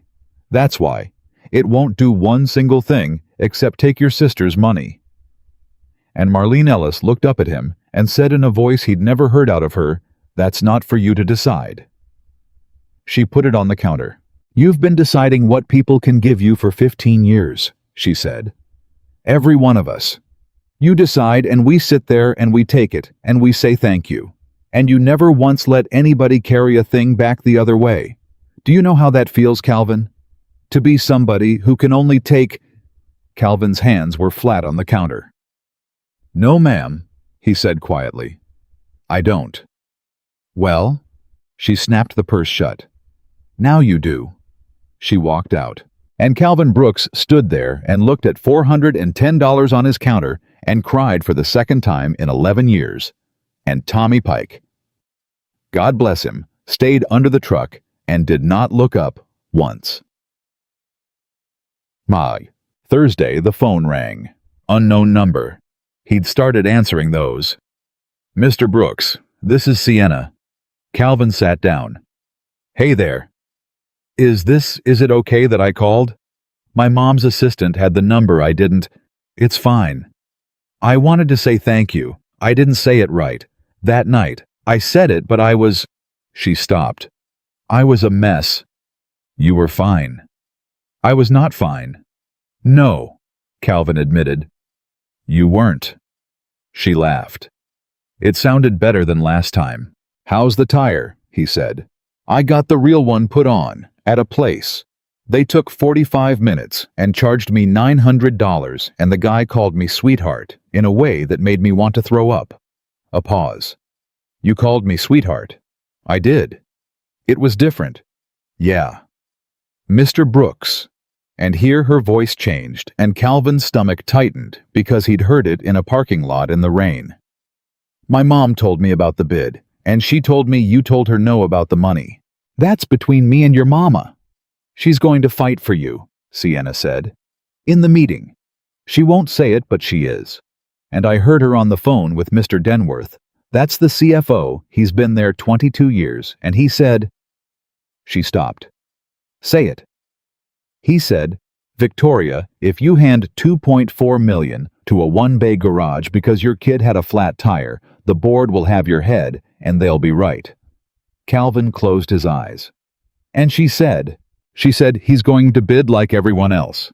And Mr. Denworth said, then he'll lose like everyone else, and at least it'll be quick. Calvin sat in his shop with the phone against his ear. Sweetheart, he said, can I tell you something true? Yeah. He's right. Don't say that. I've got one lift and 11 days and a guy named Tommy, Calvin said. That's my whole company. Your mama's CFO is not a villain. He's a man doing arithmetic, and the arithmetic says I lose. I'd say the same thing if I sat in his chair. Then why are you doing it? Calvin looked at the crack in his floor. 'Cause my daughter told me this shop is a safe place, he said. And it's the only true thing anybody said about me in 15 years, and I'd like to find out if it's worth anything in a room where they count. Silence on the line. Then Sienna Whitmore said very quietly, 9 days. The bid's in 9 days. And Mr. Brooks, they're not going to let you present last. They put you first. I saw the agenda on the counter. You're at 8 in the morning, and the national firm's at 11, and there's coffee and pastries at 10:30. Calvin sat very still. Say that again. You're first, Sienna said, before anybody's even awake. My mom doesn't know. Denworth built the agenda. And Calvin Brooks looked up at his ceiling and started very slowly to smile. A smile Tommy Pike saw from under the truck and would describe years later to anybody who'd listen as the exact moment he stopped being afraid. Sweetheart, Calvin said, do me a favor and text me that agenda. Calvin didn't sleep that night, and this time it wasn't the arithmetic. He sat at the kitchen table at 2 in the morning with his phone face up beside the spiral notebook and read the agenda for the 9th time. Brooks Auto and Tire, 8 a.m. 20 minutes. Fleet Corps National, 11 a.m. 60 minutes. Crail Precision Automotive, 1:30 p.m. 45 minutes. He read that last line twice. Then he set the phone down and said out loud to nobody, well, hell. Tommy Pike found out at 6:20 the next morning, and he had to sit down on an oil drum. He's bidding. He's bidding. Ray's in the room. He's at 1:30. I'm at 8. Mr. Brooks. Tommy had his hands on top of his head. Mr. Brooks, he's gonna know I'm with you. The second I walk in that lobby, he's gonna... Then don't walk in the lobby. I'm not letting you go in there by yourself. Tommy. No. Tommy Pike's voice cracked off the cinder block, and it surprised both of them. No, sir. 6 years I kept my mouth shut in that building. 6 years. I'm not going to sit in a garage on the 15th and read about it. Calvin looked at him for a second. 20 minutes, he said. That's all they gave me. 20 minutes at 8 in the morning before anybody's had coffee, and Ray gets 45 at 1:30 when they're full of lunch. You know what that means? It means they already picked. It means 20 minutes is a knife, Calvin said, and 45 is a speech. Nobody ever got talked into anything in 20 minutes. but you can get cut in 20 minutes. Tommy stared at him. You're enjoying this. No, Calvin said, but I've stopped being scared of it, and those feel about the same from the outside. 9 days. The first thing he did was the thing nobody expected, which was that he didn't write anything at all for 3 of them. He drove. He took Marlene Ellis's $410 because he'd taken it. He'd finally taken it, and it sat in his shirt pocket like a live coal. And he put it in the gas tank of his truck, and he drove to the Whitmore distribution yard off Route 9 at 4:30 in the morning, and he parked across the road and he waited. At 5, the drivers started coming in. He got out and walked over with 2 boxes of donuts and a thermos, and the first man to reach him was about 60, and looked at him the way a man looks at somebody selling something. Help you? Probably not, Calvin said. You Denny Alvarado? The man stopped walking. Who's asking? Calvin Brooks. I fix cars on Delford Street. That don't answer my question. No, sir, it doesn't. Calvin held out the donuts. I'm bidding on your maintenance contract, and I'd be lying if I said I wasn't here for a reason, so there's your answer. I brought donuts, and I'd like 15 minutes of your morning, and if you tell me to get in my truck and go, I'll go, and I won't say a word about it. Denny Alvarado looked at him a long moment. You're the one from the garage, he said, with the girl. Calvin blinked. How do you? Mister, there's 400 drivers in this company, and about 9 of us have anything to talk about. Denny took a donut. You want 15 minutes? You got 15 minutes, but I'll tell you right now, 3 vendors have come out here in 19 years, and every one of them brought a clipboard. I don't have a clipboard. I noticed. By 6, there were 11 men standing around Calvin's tailgate. By 6:30, there were 19. And Calvin Brooks did not say one word about himself. He asked questions. That's all he did. He stood there with a spiral notebook and asked drivers what was wrong with their trucks, and something happened that he hadn't planned on and never forgot they wouldn't stop talking. Number 2, 1-2's got a shimmy at 55. Been telling him 2 years. 2 years? 2 years. They write it up, no fault found. Every time. No fault found. They drive it. Do they what? Do they drive it? When you write it up, does a technician get in that truck and take it to 55 on the highway? The men looked at each other. Mr. Somebody said they don't even start half of them. Calvin looked up from the notebook. Say that again. They pull it in the bay, they pop the hood, they put the sticker on. 15 minutes. I've watched them. 15 minutes. 12 one time. I timed it because I was mad. And they charge... Calvin flipped a page. They bill your company $480 a unit for a 90-day PM. 19 men went quiet. Denny Alvarado said very slowly, How much ye? $480. For 12 minutes. And Calvin Brooks stood in a gravel lot at 6:30 in the morning and understood in one clean piece that he wasn't bidding against Fleet Corps National. He was bidding against a lie that had been running unchallenged for 6 years. Mr. Alvarado, he said, can I ask you something? And I want the true answer, not the polite one. Go ahead. That wreck outside Memphis. Denny's face closed. That's done. Yes, sir, I know it is. They gave me 3 weeks off and a card. Whole yard signed it. I'm not asking about the card. Calvin put the notebook down on the tailgate, closed it, put his hand on it. I'm asking before it happened. Did you write it up? The lot went so quiet Calvin could hear the interstate a mile off. Denny Alvarado stood there with a donut in his hand. 4 times, he said. Say it again. I wrote that truck up 4 times in 5 months. Denny's voice didn't rise. It got very, very level, and that was worse. Soft pedal, long pedal. I wrote brakes on a green card and put it in the box on the wall 4 separate times. And 4 separate times a sticker came back that said serviced. And the 5th time, I was doing 62, coming down the grade at Millington, and the pedal went to the floor, and I put it in a ditch. And when I got out of the truck, Mister, you know what I thought, standing there in the weeds with my hands shaking. What? I thought they're gonna say it was me.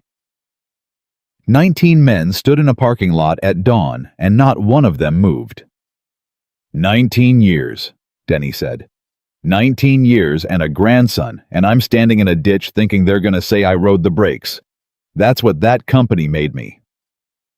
Calvin Brooks looked at that man for a long time. Then he said, Mr. Alvarado, I'm going to ask you for something, and it's a big thing, and you can say no. What? 9 days from now, I've got 20 minutes in a room with the people who signed that check. Calvin picked up the notebook. I don't have slides. I don't have a firm. I've got one lift and a man named Tommy. What I'd like, if you're willing, is for you to tell them what you just told me. Denny Alvarado laughed. It was an ugly sound. They ain't gonna let a driver in that room? No, Calvin agreed. They're not. Then what? So you'd have to walk in with me, Calvin said. Bah. Ray Crail figured it out on day 5. He came across the street at 4 in the afternoon, and he didn't yell, and that was how Calvin knew it was going to be bad. You went to the yard. I did. You went to the yard, and you talked to drivers. Ray was almost admiring. Almost. That's Cal, I gotta hand it to you. That's a hell of a move. That's the only move you had, and you found it. I've been in this 9 years, and I never thought of it once. That's the difference between us, Ray. No, it ain't. Ray smiled. The difference between us is I got a bond, and you got a feeling. He put his hands in his pockets. You know what I did today? Calvin waited. I called Whitmore's compliance office, Ray said. Nice lady, very thorough. I told her there's a bidder in the pool employing a convicted felon, and I wondered if that squared with their vendor policy, seeing as their trucks go on federal highways. Tommy Pike came out from under the truck so fast, he took skin off his knuckles. You son of a... Tommy. Calvin didn't even look at him.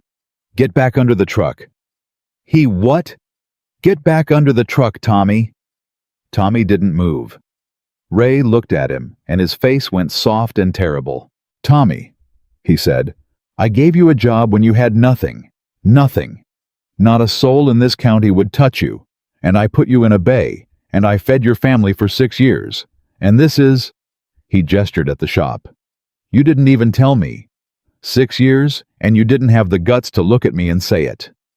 And Tommy Pike, 26 years old with an envelope folded 4 times in his shirt pocket, said, You never once said my name, Ray. Ray stopped. What? 6 years. Tommy's whole body was shaking. You called me Pike. You called me Kid. You called me my guy. You never said Tommy. Not one time. He said it inside of 9 seconds, and he cooked me eggs. Ray Crail looked at him. That's what this is, he said. Eggs. Yeah, Ray, Tommy said. That's what this is. Ray turned to Calvin, and his voice dropped, and it was the flat businesslike one again, the one that made Calvin's stomach cold.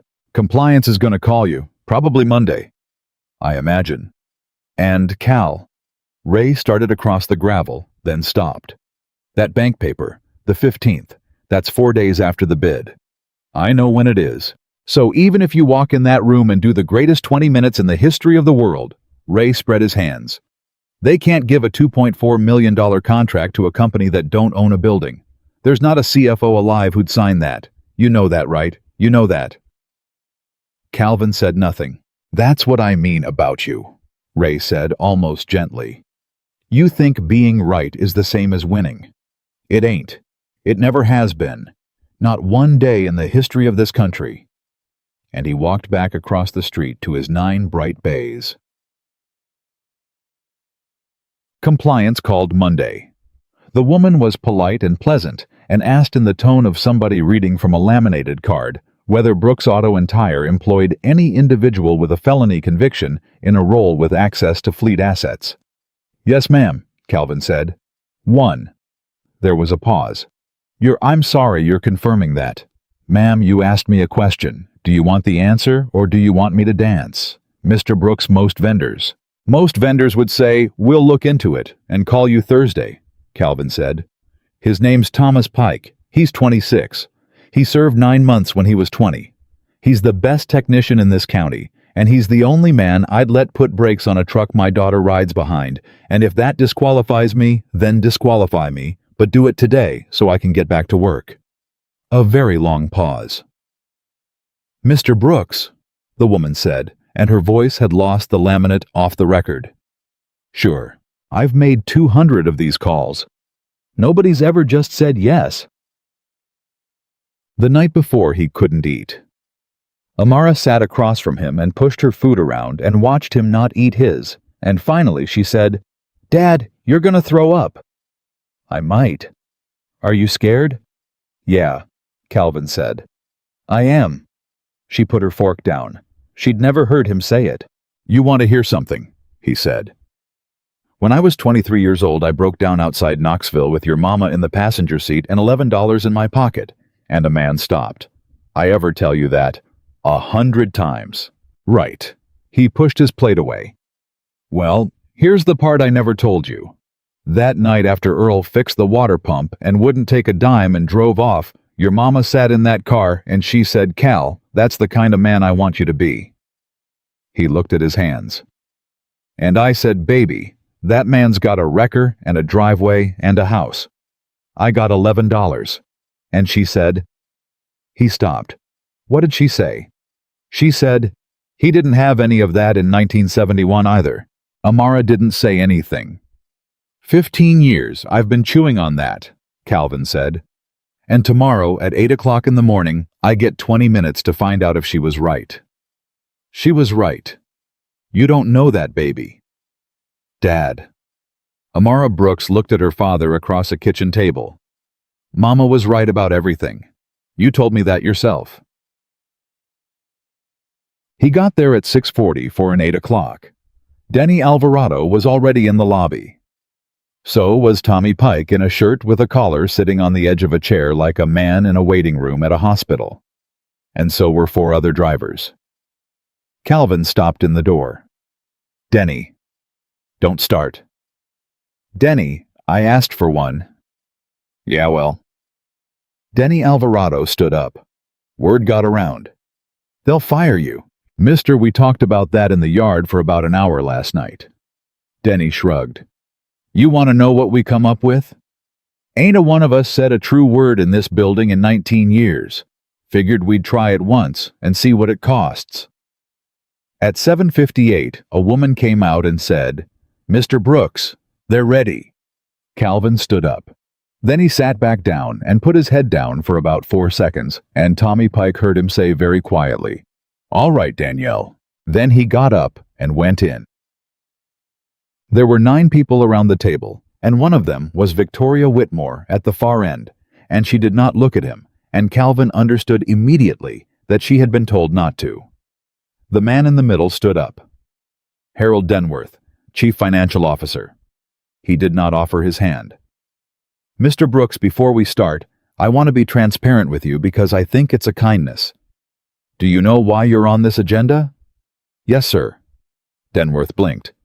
You do. Because your CEO asked for me and you couldn't say no to her face. Calvin said. So you put me at 8 in the morning in front of a room that's still cold, and you gave the national firm 60 minutes at 11 with pastries at 10:30. That's why I'm on the agenda. The room went absolutely silent. Victoria Whitmore looked at the table, and something happened at the corner of her mouth. Denworth sat back down slowly. He said. That's not an accusation, sir. It's just the truth of the room, and I've only got 20 minutes, so I figured we'd start with it and save 4. Mr. Brooks, Denworth said, you have 1 lift. Yes, sir. 1 lift, 1 technician, and I have it here, a foreclosure notice on your property with a sale date 4 days from today. Yes, sir. And you're bidding on $2.4 million a year. No, sir, Calvin said. Denworth stopped. I beg your pardon. I'm not bidding 2.4. Calvin put the spiral notebook on the table. I'm bidding 1.4. Somebody's pen hit the table. That's... Denworth's voice changed. Mr. Brooks, that's $1 million under the incumbent. Yes, sir. That's not a bid. That's nobody can do the work for that. That's not possible. It's possible, Calvin said, if you actually do the work. Explain that. Your current vendor bills $480 a unit for a 90-day preventive maintenance. Calvin said. 4 visits a year, 406 trucks. That's $780,000 a year in PMs alone. Now, sir, I've been doing PMs for 15 years. A real one on a box truck is 90 minutes. 90 minutes of labor filters oil a brake inspection where a man actually pulls a wheel. And they're doing them in 12, Calvin said. The room did not move. Excuse me. 12 minutes, some of them 15. Calvin opened the notebook. I've got 19 drivers who've watched him do it. I've got dates. I've got truck numbers. I've got a man in your lobby right now who wrote up his brakes 4 times on a green card and got 4 stickers back and put a box truck in a ditch outside Millington at 62 miles an hour. Harold Denworth went white. That is Mr. Brooks. That is a very serious. Yes, sir, it is. You cannot come into this room and make an allegation like that without... Sir, I'm not making an allegation, Calvin said. I'm making a bid, and the reason my bid is $1 million lower than theirs isn't 'cause I'm cheap. It's 'cause I'm not charging you for 78 minutes of nothing 4 times a year on 406 trucks. That's the whole million. That's it. That's the entire difference. You're not overpaying for labor, sir. You're overpaying for air. Denworth stared at him. Somebody at the far end of the table cleared their throat and said, Harold, not now. Harold, I ran that number while he was talking, the man said. 78 minutes times 1,600 events. He looked up. It's $940,000. Nobody said anything. Mr. Brooks, Denworth said, and his voice had gone very careful. Even if every word of that is accurate, you have 1 lift. You physically cannot service 406 vehicles. No, sir, not today. Then this conversation is academic. Sir, may I ask you a question? That's not really how. Just one. Denworth waved a hand. How long does it take you to build a bay? Calvin said. I'm sorry. A bay. A lift, a pad, a compressor line. If your company decided today, how long? Denworth looked at the man beside him. 6 weeks, the man said. Maybe 8. 6 weeks, Calvin repeated. So the thing I don't have takes 6 weeks and a purchase order. He put both hands on the table. Now, sir, how long does it take to build a man who won't sign a box he didn't touch? Nobody answered. I've been trying to figure that out for 15 years, Calvin said, 'cause I'd like to hire 4 of them. And I'll tell you what I've come up with. There's no purchase order for it. You can't buy it, you can't rent it, and you can't fire your way into it. You can only find it. And when you find it, mister, you're looking at a man who's usually broke. Every time. Every single time. 'Cause that's the price of it. He tapped the notebook. You've got 9 bays and a scanner and a bond 3 miles from here, Calvin said, at a shop where the owner looks at a 74-year-old woman's hip before he quotes her. He's on your agenda at 1:30. He's got everything I don't. And in 4 years, he'll do to you exactly what FleetCor did to you. And you'll be sitting in this room again with a stack of green cards and a man in a ditch wondering how it happened again. Harold Denworth sat very still. You're asking us, he said slowly, to take a leap of faith. No, sir. Calvin shook his head. I'm not asking you for one thing. I'm 20 minutes into the worst month of my life, and I've got 4 days left on my building, and I'd rather chew glass than ask you for anything. He picked up the notebook. I'm asking you to go look at truck 212. Denworth blinked. What? 212. It's in your yard right now, bay 4 back row. It's got a shimmy at 55 that's been written up 11 times in 2 years and come back no fault found 11 times. Calvin closed the notebook. I didn't touch it. I'm not authorized to touch it. But I stood next to it Tuesday morning, and I looked at the front tires from 6 feet away, and sir, that's a bad tie rod end, and I'd bet this building on it, which as you pointed out, I've only got 4 days of anyway. The room was dead silent. Send anybody, Calvin said. Send your worst man. Send Fleet Corps. It's a $9 part, and it's been 11 times through a shop that charges you $480 a visit, and there's a man who drives that truck at 55 miles an hour every single day with a grandson at home." He put the notebook back in his coat. "That's my bid," Calvin said. 1.4. 6 bays in 90 days, 3 techs I'll name in writing, and every card signed by the hand that turned the wrench, and if you ever catch one that isn't, you tear the contract up that day. No notice, no cure period, and I'll drive the truck back myself." He stood up. "Mr. Brooks," Denworth said. "Sir, that's my 20 minutes. There's 4 drivers and a man named Denny Alvarado in your lobby who took the morning off without pay to stand in that room, and they're going to get in trouble for it, and I'd take it as a kindness if somebody told him it was worth it." He pushed the chair in. "And ma'am." And for the first time, he looked down the table at Victoria Whitmore. "The truck sounds right. That's all. That's the only thing I came to say to you." He was at the door when Harold Denworth said in a completely different voice, "Mr. Brooks." Calvin stopped. Denworth was looking at the phone in his hand. He'd typed something during the last 90 seconds. Somebody had answered. "I just had our yard supervisor walk out to Bay 4, he said. The room turned. Denworth read it twice. Then he set the phone down very carefully like it might go off. 212 is in this back row, he said. It's got a tie rod end with about a 1/4 inch of play in it, and he says." Denworth stopped, swallowed. "He says he can move the wheel with his hand." Nobody breathed. "It's scheduled out at 4:30 this morning," Denworth said. "It's on the board. It's got a load of medical supplies going to Jackson." And Victoria Whitmore stood up at the end of the table. "Pull it," she said. "Victoria." "Pull it now, Harold." Denworth was already dialing, and Calvin Brooks stood in the doorway with his hand on the frame and his heart going like a compressor, and watched 9 people in that room turn and look at a mechanic in a clean shirt who'd just told them the truth for free, same as he'd done in a rainstorm 11 days ago, for a girl who couldn't stop crying. Harold Denworth hung up. He stood there a second. Then he turned around and he looked at Calvin, and he was a man who had been doing arithmetic for 22 years and had just been handed a number he could not make come out. "Sit down, Mr. Brooks," he said. "Sir." "Sit down." Denworth pulled out the chair himself. "You've got 1 lift, 1 technician, and a foreclosure sale in 96 hours, and I have absolutely no idea what to do with you." He sat down across from him. "So let's start there," Harold Denworth said. "Tell me about the bank."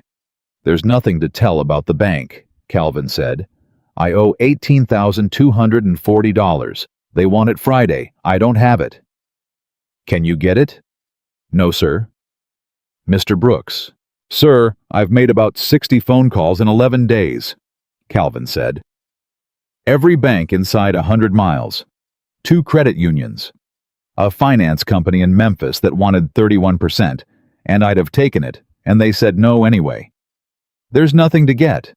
I'm not being brave about it. It's just the number." Denworth looked down the table. "Victoria." "Don't." She was still standing. "Don't look at me, Harold. It's not my decision, and it never was. It's $2.4 million. It's 1.4, Calvin said. And you're asking this company to award it to a man who will not own a building on Monday. "I'm not asking anybody for anything," Calvin said. "I've said that twice now, and I'll say it a 3rd time and then I'll go. I came in here to tell you what's wrong with your trucks. That's the only thing I know how to do. I've told you. You can do whatever you want with it." He stood up again, and Harold Denworth. 22 years, a man who had never once in his professional life done a thing he couldn't defend. In a footnote said, "Sit down, please. Sir, Mr. Brooks, I am asking you a favor," Denworth said, and it stopped Calvin cold because you could hear what it cost him. "Give me 40 minutes. I have a bidder at 11 o'clock whose invoices I now have to look at differently, and I would like to be able to look at them with you in the building. That's all. Sit in the lobby. Drink our coffee. 40 minutes. Calvin sat in the lobby for 2 hours and 10 minutes. Denny Alvarado sat beside him the whole time and didn't say a word until the 90-minute mark when he said they pulled 212 off the board. I heard. Fella came out and told us. Yard supervisor. Wouldn't look at me. Denny turned the coffee cup in his hands. 19 years, mister. 19 years I wrote it on green cards. And you looked at it from 6 feet away. Anybody could have seen it, Denny. No, Denny Alvarado said. That's the thing you don't understand about yourself. And I'll say it once, and then I'll leave it alone. Anybody could have looked. Nobody did. At 10:50, a black SUV pulled in, and Ray Crail got out of it 3 hours early, in a pressed shirt with a leather folder under his arm, and he came through the lobby doors and stopped dead. Calvin Brooks and Tommy Pike, and 5 drivers sitting in a row. Ray stood there. Cal. Ray. Ray's eyes went down the row of them, and Calvin watched a man do arithmetic in real time and get an answer he didn't like. What did you do? Ray said. I told him the truth. About what? About 12-minute PMs. Ray Crail's face changed by degrees, and Calvin, who had known him 9 years and hated him for most of them, felt something he did not expect, which was pity. Because Ray had bid 2.1. He'd told Tommy that once, years back, bragging. 2.1, and he'd thought he was the hungry one in the room, and he'd built his whole number on the same lie he was bidding against, and he hadn't even known it was a lie. He'd just assumed everybody stole a little. He'd assumed that was the business. You bid under 'em, Ray said. $1 million under. $1 mil. Ray laughed and it came out wrong. You can't do the work for that. I do the work for that every day, Ray, Calvin said. You've been watching me do it out your window for 9 years and calling me soft. Ray stood in that lobby with his folder. Then he said quietly, You know I don't have another 4 years in me. That building. I know. 9 bays. I know, Ray. And Ray Crail went in and did his 45 minutes at 1:30, and he was good. He was polished. He had slides, and Harold Denworth asked him one question at the end, which was how long a 90-day PM took in his shop, and Ray said, We're very efficient. We're usually in and out in under an hour. And something went out of the room like air out of a tire, and Ray felt it and didn't know why. They called Calvin at 4:15 the next afternoon. He was under a Corolla. Tommy answered and said, Mr. Brooks, in a voice that got Calvin out from under that car faster than he'd moved in a decade. It was Denworth. Mr. Brooks, 2 questions and I need honest answers, not modest ones. Yes, sir. 6 bays in 90 days. Can you actually do it? If somebody signs a purchase order Monday, yes, sir. Concrete's the long pole. 60 days if the weather holds. Second question. A pause. You said you'd name 3 technicians in writing. Name them. Thomas Pike. He's standing right here. And I don't have the other 2 yet, Calvin said. Silence. You understand what you just did, Denworth said. I told you I don't have them. Mr. Brooks, every other bidder handed me a roster of 40 names. Fleet Corps' roster has a man on it who's been dead since March.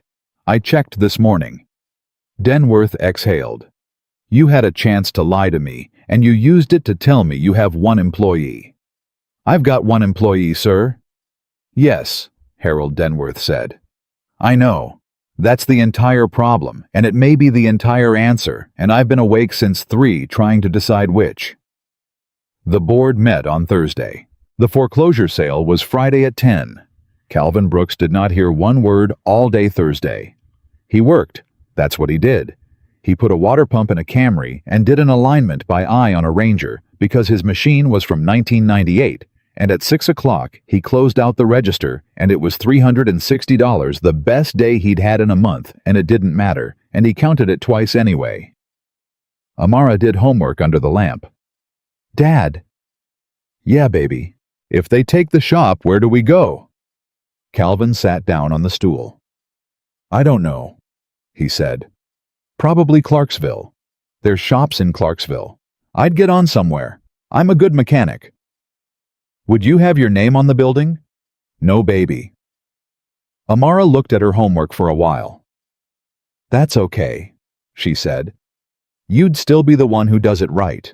And Calvin Brooks put his head down on his own workbench in his own garage and laughed until it turned into the other thing. And his daughter came over and put her hand on the back of his neck, 8 years old, and didn't say anything because she'd learned it from him.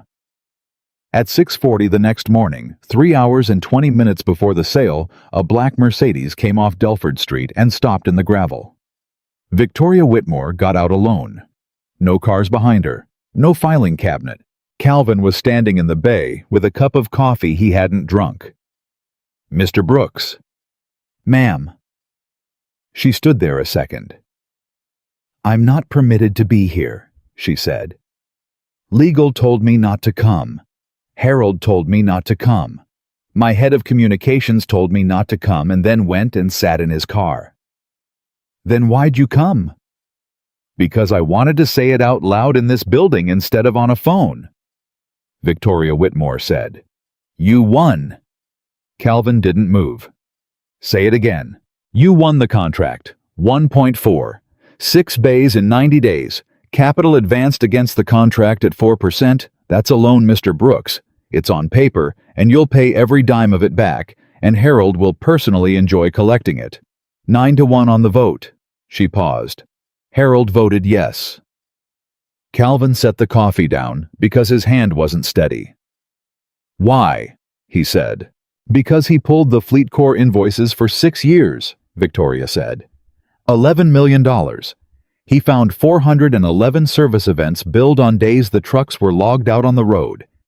He'd signed off on every one of them, every single one for 6 years. She looked at him. "He came into my office at 2 in the morning and he said, 'Victoria, a man with one lift saw it in 11 days, and I didn't see it in 6 years, and I don't know how I'm supposed to live with that.' And I said, 'Vote your conscience, Harold.' And he said, 'That's what I'm afraid of.'"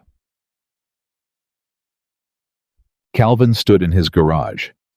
"And the bank," he said. "The bank is not my business."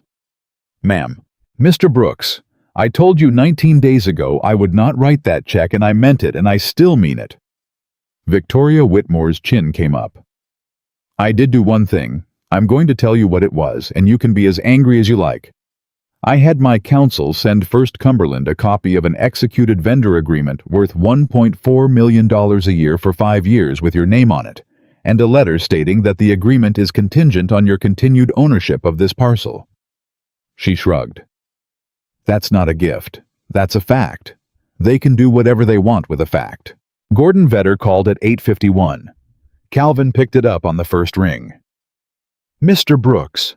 Vedder's voice was strange. "The sale's off." Calvin closed his eyes. "They restructured it," Vedder said. 7 years, 6.2. "It's Mr. Brooks, I want to tell you something, and then I'm going to hang up and go be sick in the parking lot. I've worked here 4 years. I have never seen the committee reverse a foreclosure, not once. And a man upstairs looked at that letter this morning and said, 'Well, we're not going to be the bank that foreclosed on him.'" A pause. "Not because it was right, because of how it would look." "I know," Calvin said. "Does that bother you?" Calvin Brooks looked at the crack in his concrete floor. "Gordon," he said, "I stopped needing it to be pretty about 15 years ago. I just needed the door open at 6:15.